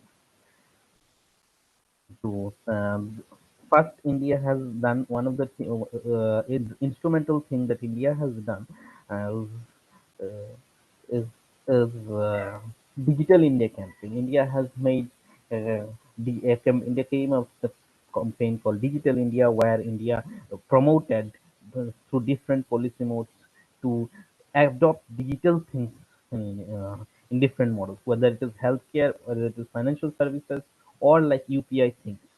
India promoted digital things. This helped to purchase others to hardware things or like mobile or laptop. This helped to increase the growth of the mobile phone. In the manufacturing sector, India came out electronic manufacturing scheme in 2012 to promote electronic manufacturing sector in India. This helped various firms to establish their manufacturing plants in India. Again, there is another thing is Make in India. In 2014, India launched another thing, Make in India, to promote manufacturing sector in India, manufacturing growth in India, or Make India a manufacturing hub. This policy helped many various entrepreneurs or influenced various entrepreneurs across the globe to invest in Indian manufacturing sector and also in mobile manufacturing sector. So this policy thing. Then demographic dividend. Another thing is demographic dividend. India has a growing population or young population, which is a very much tech savvy, who are using more and more mobile phones, different mobile gadgets or different applications. These people are major consumers of this thing. So this tech savvy young population has helped mobile to create a big market for mobile phones in India, which in turn helped to increase or expand the manufacturing base. Then the cost of mobile data or call rate. India is one of the lowest charging mobile data in the country. India's cost of mobile data or call rate is one of the lowest in the world. So this helped this actually it became affordable for lower class society, those who are in the lower class of the economic strata. They can also afford the mobile phones or uh, small amount they can use their mobile phone. This has helped, or this is one of the driving force of using more mobile phones. And more mobile phone use means more production in this thing. If, before 2014, if we go into the data, I'm unable to show this, so I'm just describing this thing. In 2014, we were around 60% of our total mobile phone consumption was imported mobile phone. Now, and 40% were domestic production. Now, in 2018-19, if we look into the data, we find it around 92% of the total consumption Indian mobile sector is produced domestically, whereas only 8% of the mobile phones are we are importing. These are high-end mobile phones, which are some special mobile phones that we are importing. But we are now self-reliant, self-dependent on our mobile phone. We do not import much of this thing. So what did this mobile phone manufacturing sector do to India? There's a huge employment has been generated by this mobile phone manufacturing industry. In 2014 and 15, there is only 30,000 people which were employed under this telecom equipment manufacturing sector, in which continuously increased, and by 2017 and 18, or that is the end of 18 financial year, we have around 6 lakhs of people population which are engaged in which are employed under this manufacturing sector, mobile phone manufacturing sector. And then this has also helped us to bring more and more foreign capital. Foreign capital is FDI. So, am I audible to you also? Yeah, proceed. Okay. I just want to make confirm. So, yeah, in 2015, the total FDI that mobile phone manufacturing sector attracted in India was around 2.5 million only. By the end of 2019, we have attracted around 250 million USD in this sector. Big mobile phone manufacturers like Apple, Xiaomi, Chinese mobile manufacturers, Xiaomi, Apple, Samsung. Samsung has established a mobile phone plant in Noida, Uttar Pradesh, India, which is one of the largest in the world. Similarly, Foxconn, who actually is a Taiwan company, which is a contract manufacturer, also now has a plant in India. So these, apart from the Chinese manufacturing companies like Oppo, Xiaomi, Xiaomi, all these companies are producing their mobile phones in India. They are also helping us to increase foreign exchange through export. These factories are producing for domestic product consumption also, as well as they are also exporting their mobile phones from India, which is and helping India to earn foreign exchange. In 2018, India exported around 1.9 billion dollars of mobile phones. Earlier, if we see the export and import gap, earlier we were net importer of mobile phones. For the last 5 to 7 years, we have become net exporters of uh, mobile phones. Now we are exporting more and importing less. The gap between the export import, which was huge in 2014, has narrowed down in 2019 of less than $1 billion. Now we are also, through this mobile phone manufacturing sector established by different mobile phone manufacturers across the world, has helped us to grow economically through higher foreign exchange through the exports. So, and also we are also bringing this FDIs. So all these things has happened through have for the last the 5 years, mainly because of our policy development and the steps that the government has taken in favor in becoming or making India a more electronically manufacturing hub. India has given so many incentives like PLI scheme, production link incentive schemes, and other tax holidays for mobile phone manufacturers to invest in India and take advantage of the growing sector and in India. But after having said all these things, but there are some challenges still remain with this sector. So what are these challenges? If we go to the challenges, our mobile phone manufacturers are heavily dependent on foreign import for their raw materials. We are still unable to make or produce our chips or the motherboard that is used in the mobile phone. So this is causing a huge import. We are assembling the mobile phone in India. We are producing the low cost products or the parts and accessories that are in the lower strata of the value chain we are producing, but the which is in the higher strata of the value chain, like chips and the motherboard, we are importing from different countries, especially from China and Taiwan. So this we need to if we want to really want to Atmanirbhar or want to self-reliance, we need to manufacture our chips, mobile phone chips of our own in India, instead of importing it from the foreign countries. Our dependence on foreign countries need to be reduced, and we need, if we want to really want to become self-reliant mobile phone manufacturing sector. Our R&D sector in mobile phone is not up to the mark. It is lower than the international standard. The products mobile phone that are produced in India are not researched or developed in Indian labs. These are produced or these are researched in a different country in a developed nation. But India has a huge uh, pool of expertise or skilled engineers who can help us to grow or design our mobile phones in India only, instead of relying on other countries. So we need to do this thing. more and more research and development work is needed in this sector to become self-reliant. There is an urgent need to address all these issues to reduce dependence on foreign countries and make an indigenous sector so that we can become perfectly indigenous. Mobile phones can be produced perfectly with the indigenous components. So this can be Dr. done. Chaudhary, Yes, sir. will request you to conclude in 1 minute. Sure, sir. Sure. Just give me a second, sir. So yeah. So these are the main steps. The steps that India can take in this sector is give incentives or can link the industry with the academia so that more and more research work can be or R&D work can be done in India.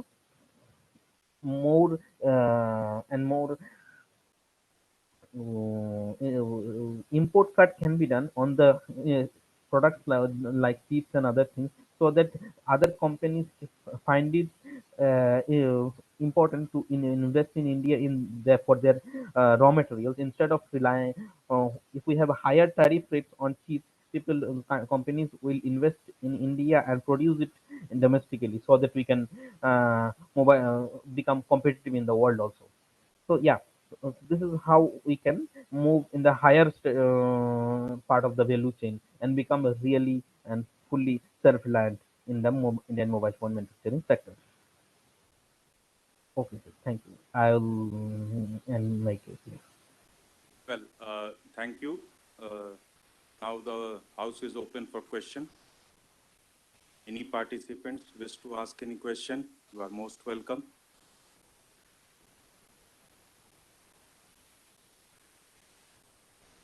Seems is having questions, so I have something to suggest.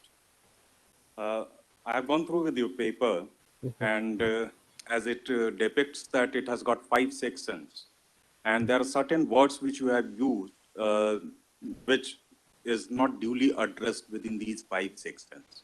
Okay. Like you are using a term impact. There are some difference which we observe between impact, effect, output, and outcome. The way you are attempting to describe the state of mobile manufacturing sector, it is more of exploratory in nature, descriptive in nature, less of a quantitative classification, supervised or unsupervised analytical format. So to my point of view, if you are using a word impact, then apply some model within this to establish causal relationship between the outcome of the mobile manufacturing sector or the growth of the mobile manufacturing sector with the Indian economy, macroeconomic parameters. This is one. So metaphor needs to be readdressed, and particularly assessing the impact. You may, the state of paper which is with us, you may use a term, assess the outcome of mobile manufacturing sector on Indian economy will be more befitting than to using impact. This is one. Second is, in your 5th section, you have attempted to said that you are analyzing the impact. So instead of analyzing the level of analytical exercise which you have been using here is not a proper analysis. You can keep yourself in a lower format at you are attempting to examine the outcome of or the output of mobile manufacturing sector on the different qualitative aspect or the quantitative aspect of the Indian economy.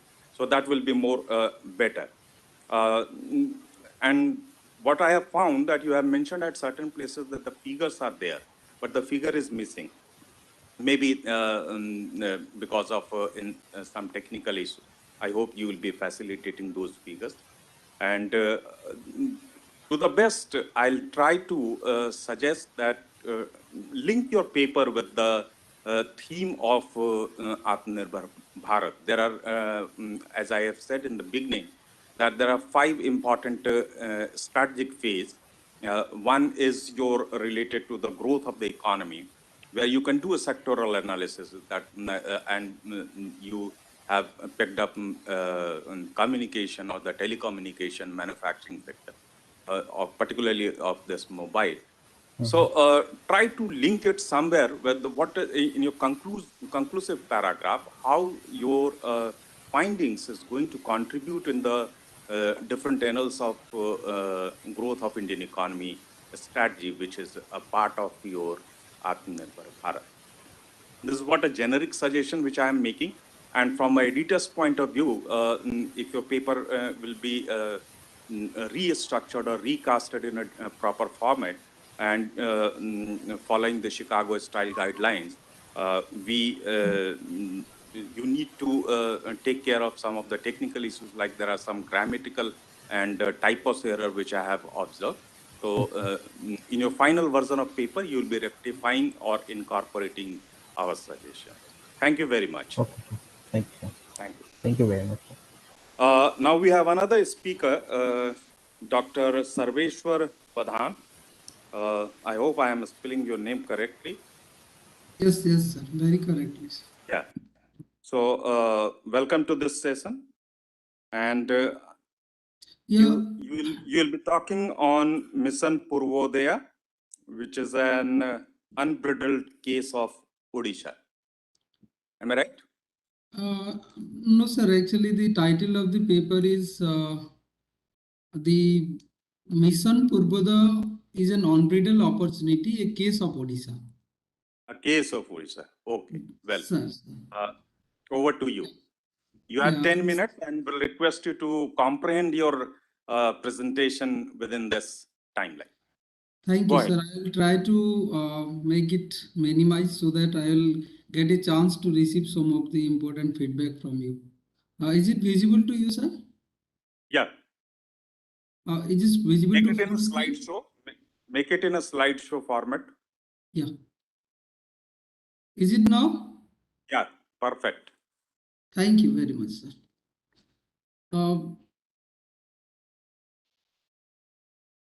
Yeah, very good evening to all ladies and gentlemen, and also chair of these sessions, Dr.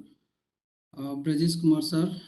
I am Sarveshwar, teaching in Dr. Bhimrao Ambedkar College, Delhi University.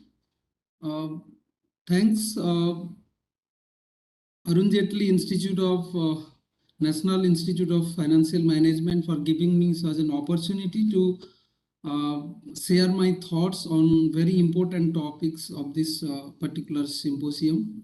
I must convey my sincere regards to the convener of the symposium, Professor Pandey, and Dr. Kumar, and also his all the team member, entire AJNIFM.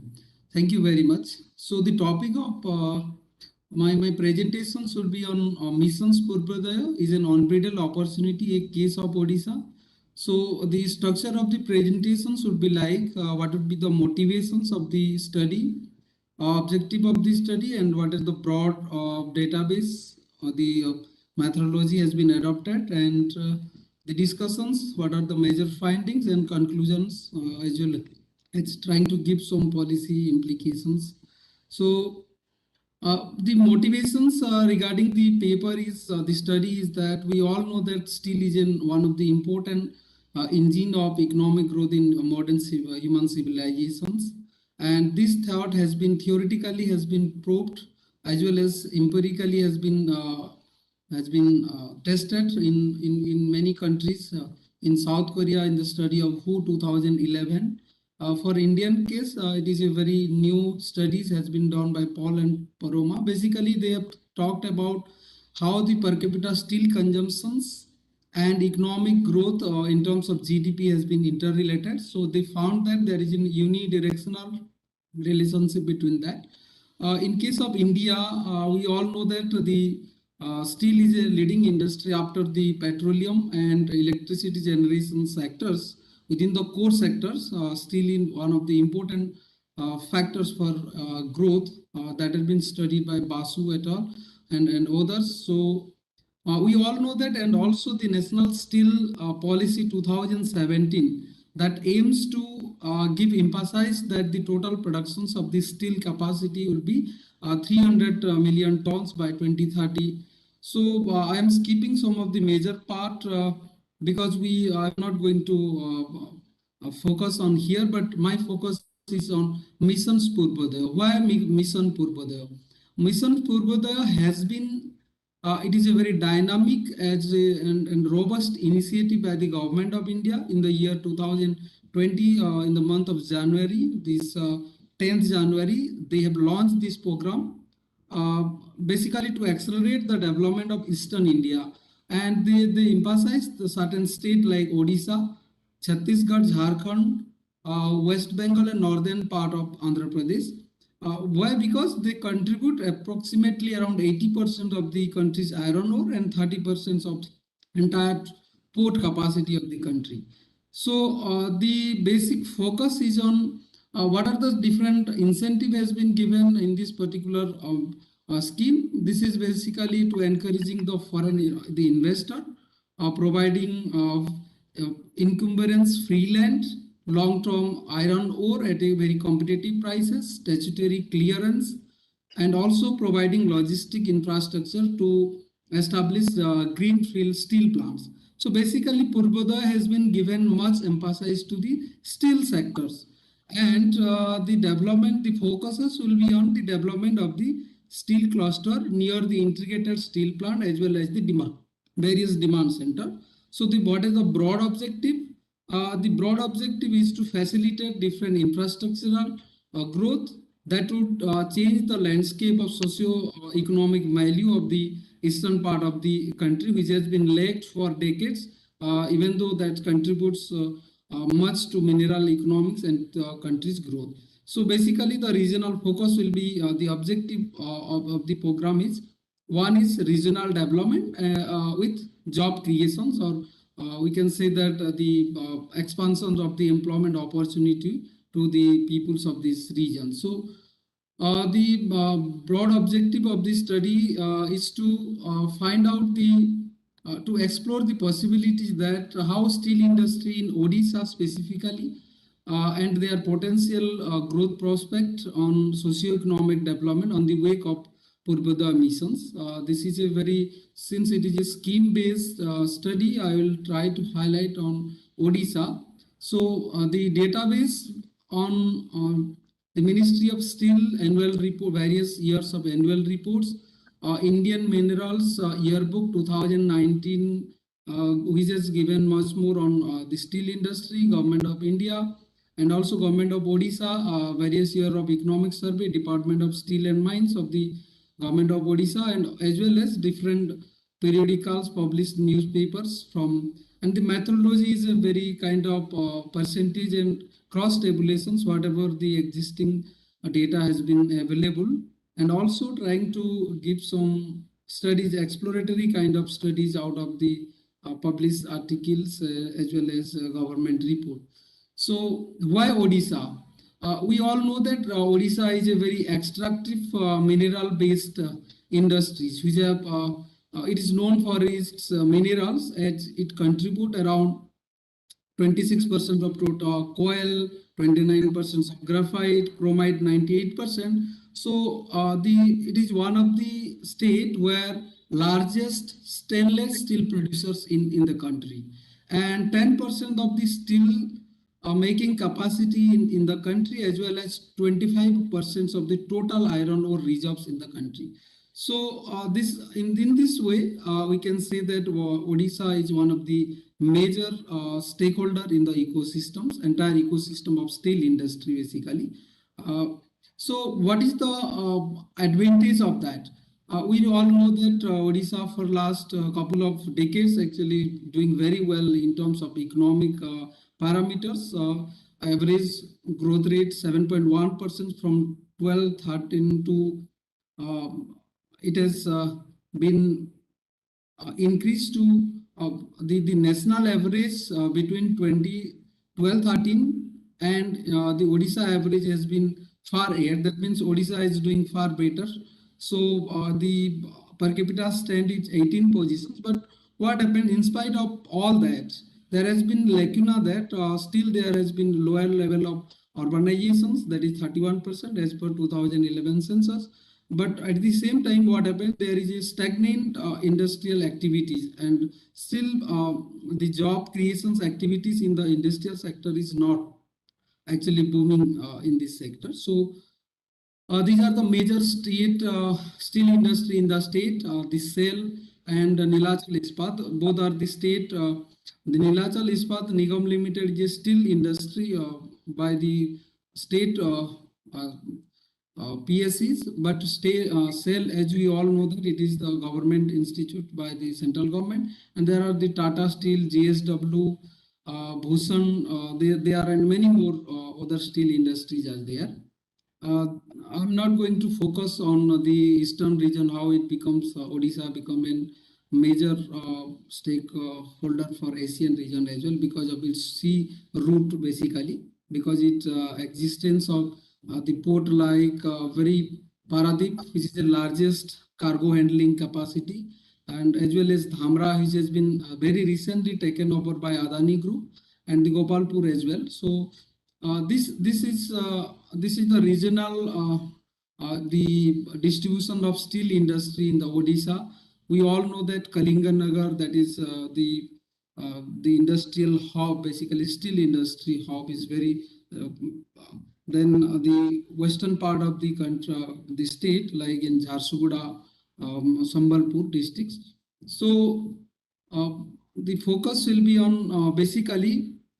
There are institutions which facilitate the skill level. There are different institutions like IITs, Biju Patnaik National Steel Institute, IIM, then XIMB, then other institutions as well. So then what is the policy implications for this missions Purvodaya? What actually done so far under Purvodaya missions in Odisha?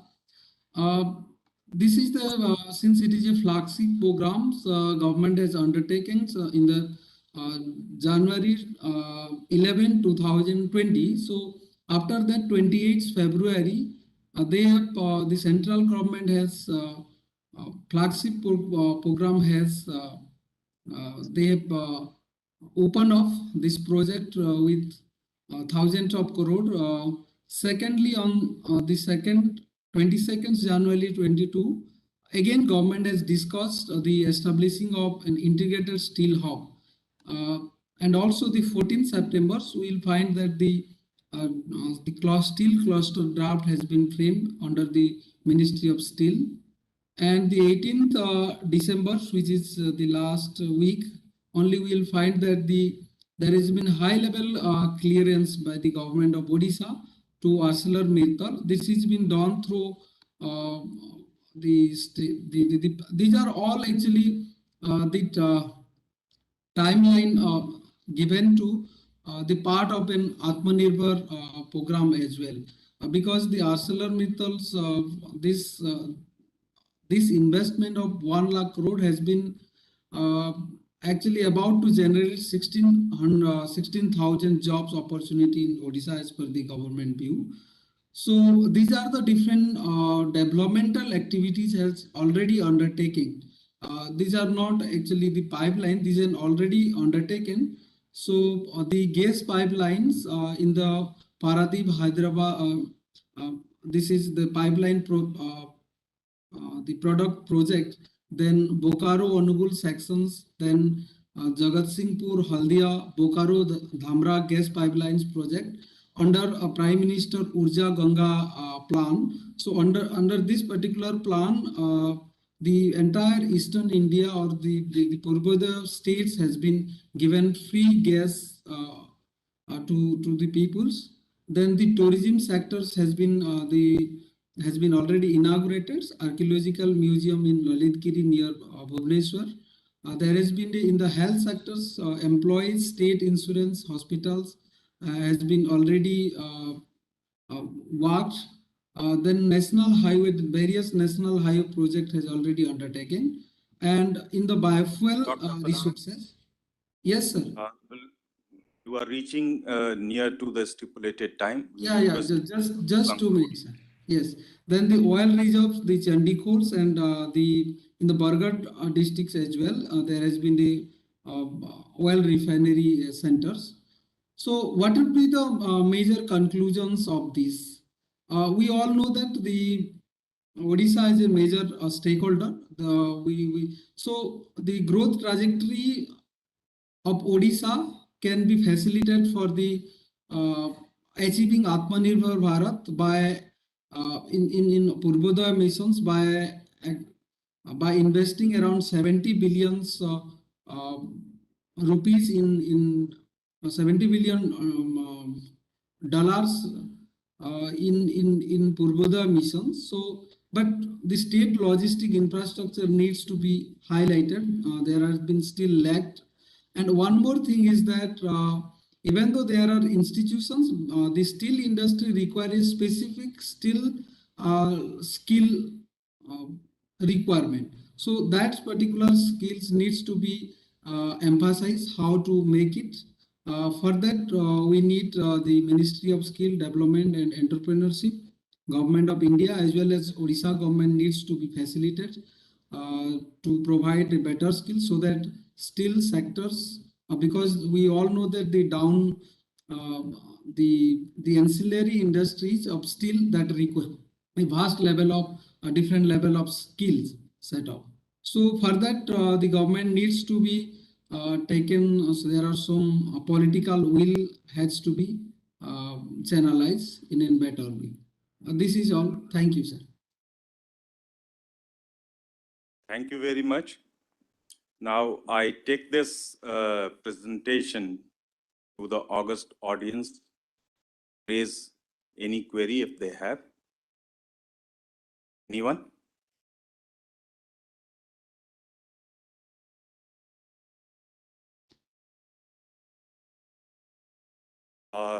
Thank you very much. Dr. Pradhan, I have something to suggest. Since your paper is related to case study, and I hope you have gone through with the different papers which has been framed or articulated in the case study format. So you have picked up an interesting issue from a state perspective point of view. It's true that for the last 10 years, Odisha state has come out in a better way. It has moved from Bimaru to non-Bimaru state. So that way it is very interesting to discuss about the strengths. I'll suggest you a method which has been proposed by Jeffrey, that is best first method. This is a recent technique which has been taken in 2010. Kindly please repeat once more, sir. Best worst method. Okay, sir. Developed by Jeffrey. There are very limited literature available on the industry sector, particularly mining areas. And if you will apply this method, your paper can take a interesting shape. And there are certain areas where more illustration is required. You have cursorily touched up the issues, but you require to be a little elaborative. I'm suggesting all this from a publication point of view, which selected papers of this presentation will get published in the AJNIFM Journal of Public Financial Management. So I hope you will be incorporating these methods and suggestions. And the literature review which you have done, it is not a thematic in nature.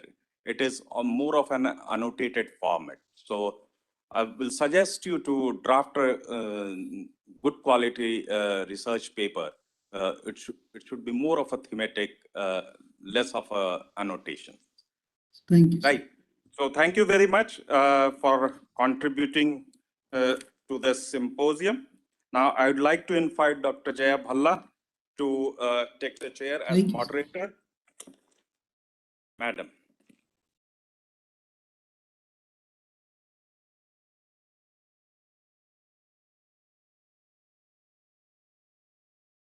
Thank you, sir. So now we have reached to the end, and this is the last paper which will be presented in this symposium. And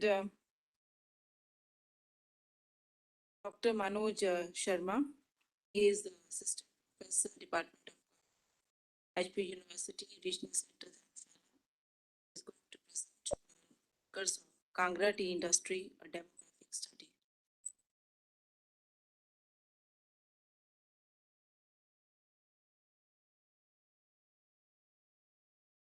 Good afternoon, ma'am. Is my voice audible, ma'am? Sorry? Yeah, you are audible. Okay, ma'am. Like, I think there is some technical issue. Due to this technical issue, not able to share my PPT. Should I go ahead with my presentation, ma'am?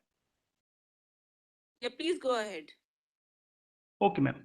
Like technical problem, I think I will not be able to share my PPT.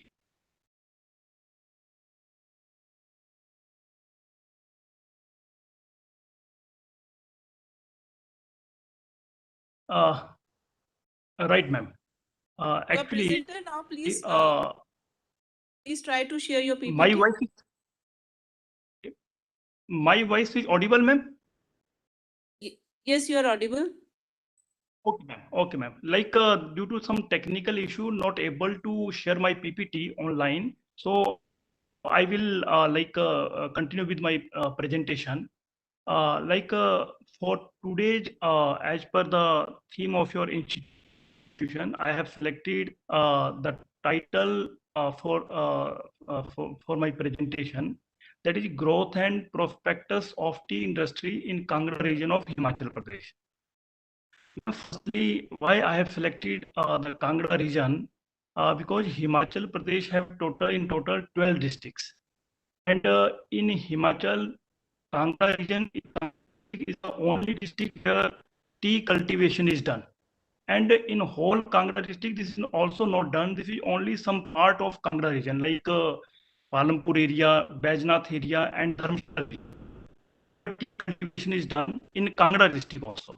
So, as far as growth and prospectus of tea industry in Kangra region is concerned, like we know that tea industry in India is about 170 years, and over the time, art and science, knowledge and application of tea cultivation practices pass from generation to generation.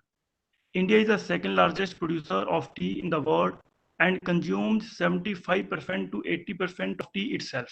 The tea industry is a labor-intensive industry and provides employment to thousands of people, and also a good amount of foreign government also earns a good amount of foreign exchange from the export of this Himachal is concerned. Cultivation in Kangra region, Himachal Pradesh was started by Dr. William Johnson in 1849, and in the beginning,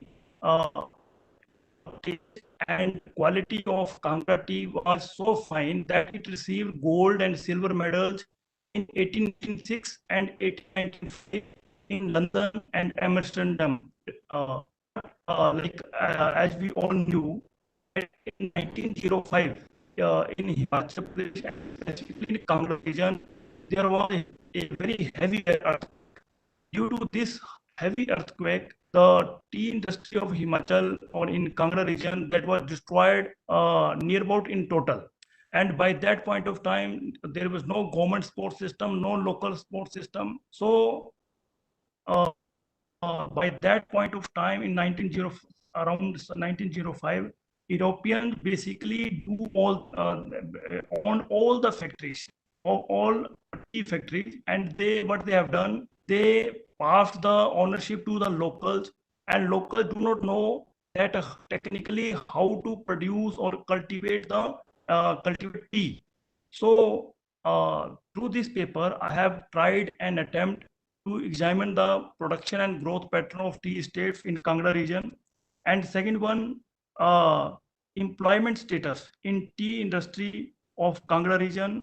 Then recent trends of youth participation in tea cultivation, and also up to some extent government support system as far as tea cultivation for tea cultivation is concerned. Ma'am, as far as area under tea cultivation is concerned, around 2,300 plus hectare area under tea cultivation in Himachal Pradesh.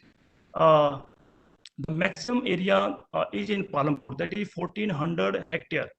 But over the past 15 years, tea production in Kanga has decreased from 17-18 lakh kilo to 18 lakh.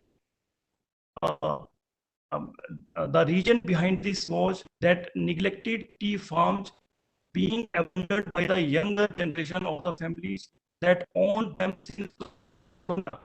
Although Kangra cultivates folk black tea and Kangra green tea, black tea constitutes around 90% of the production.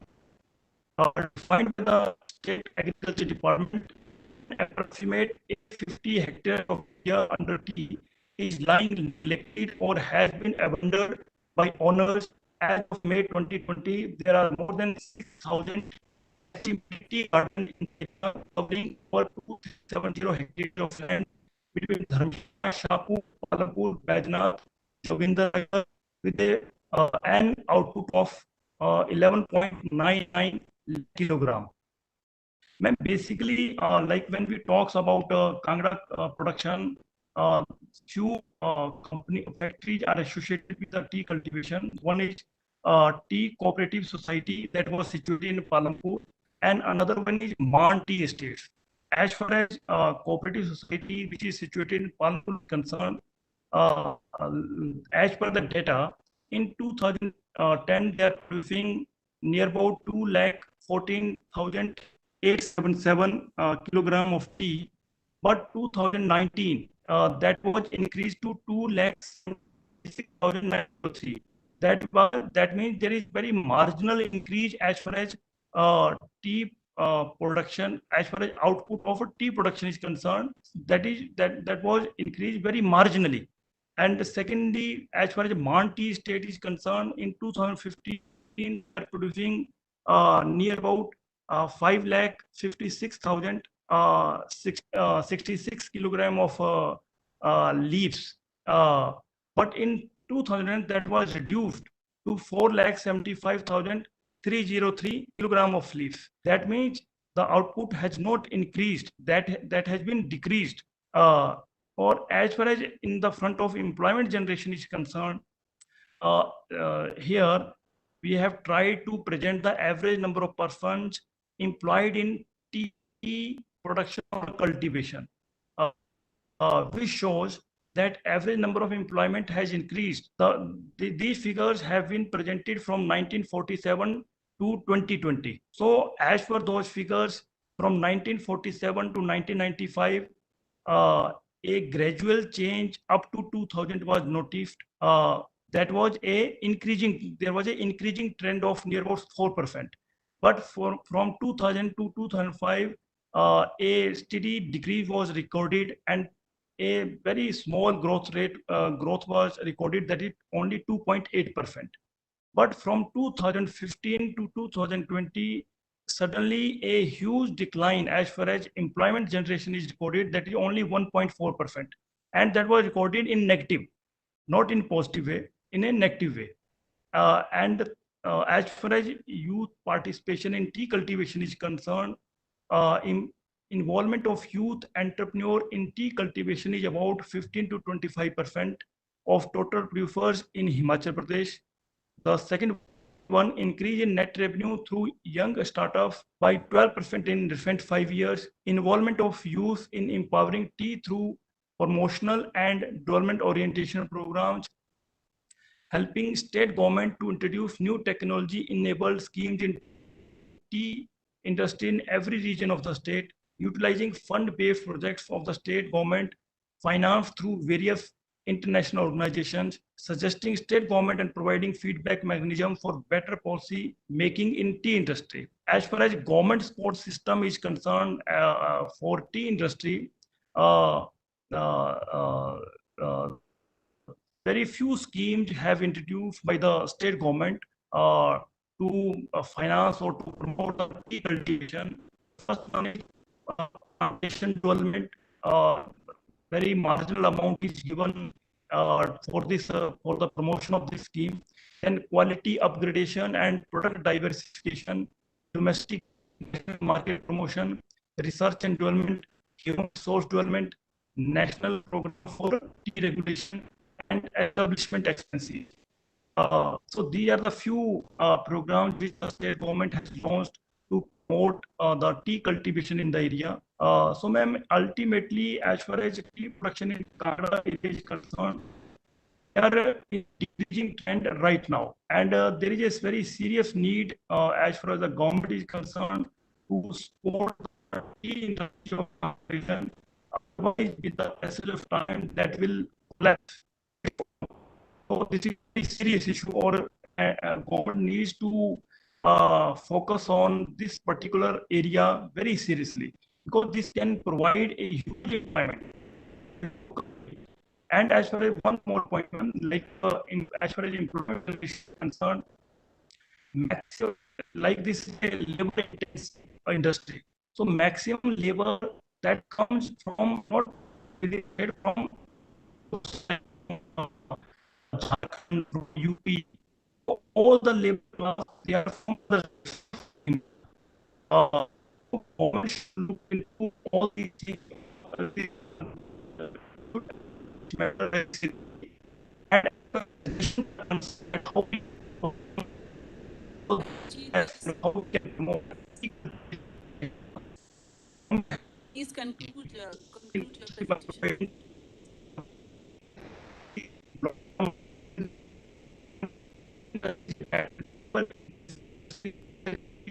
I can't hear you.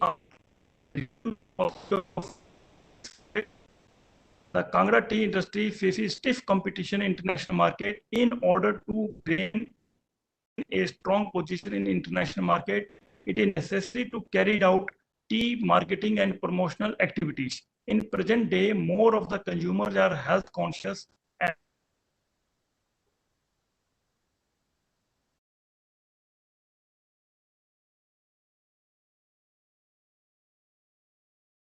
Can't hear you, Sharma ji. I hope that you are at the conclusion of your presentation. Can you hear me? Dr. Sharma, can you hear me?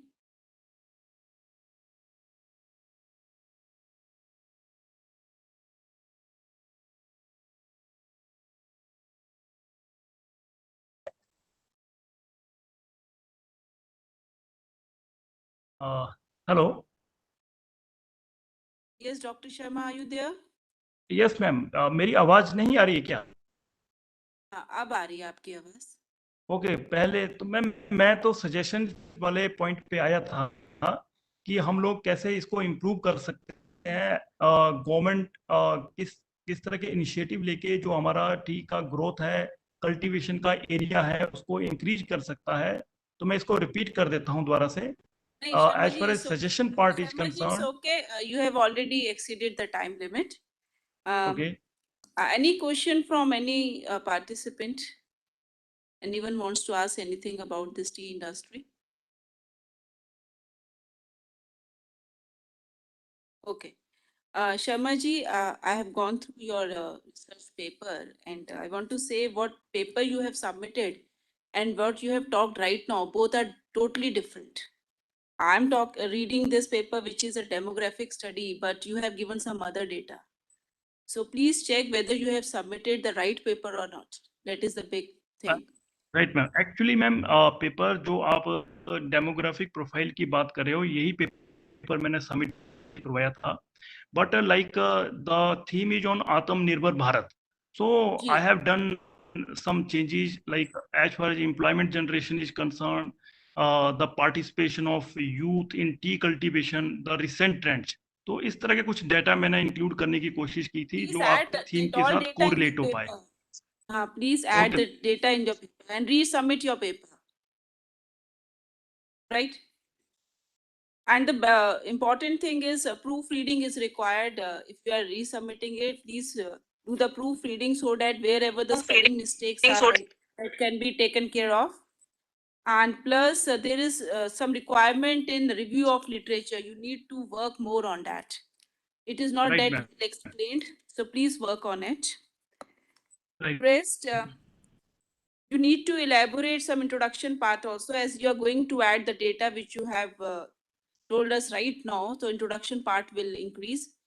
Don't forget to add the sources from where you have collected the data. That is very important whenever we are submitting the paper. Right?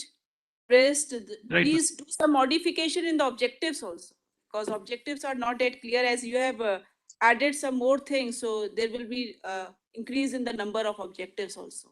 So I feel that you need to work again on this paper, and after completing this reworking, please submit it to us so that we can think about the publication part. Right? Right. So thank you, Right, ma'am. thank you very much, Dr. Sharma. Thank you for this presentation. Now I hand over to Dr. Ashima. Thank you.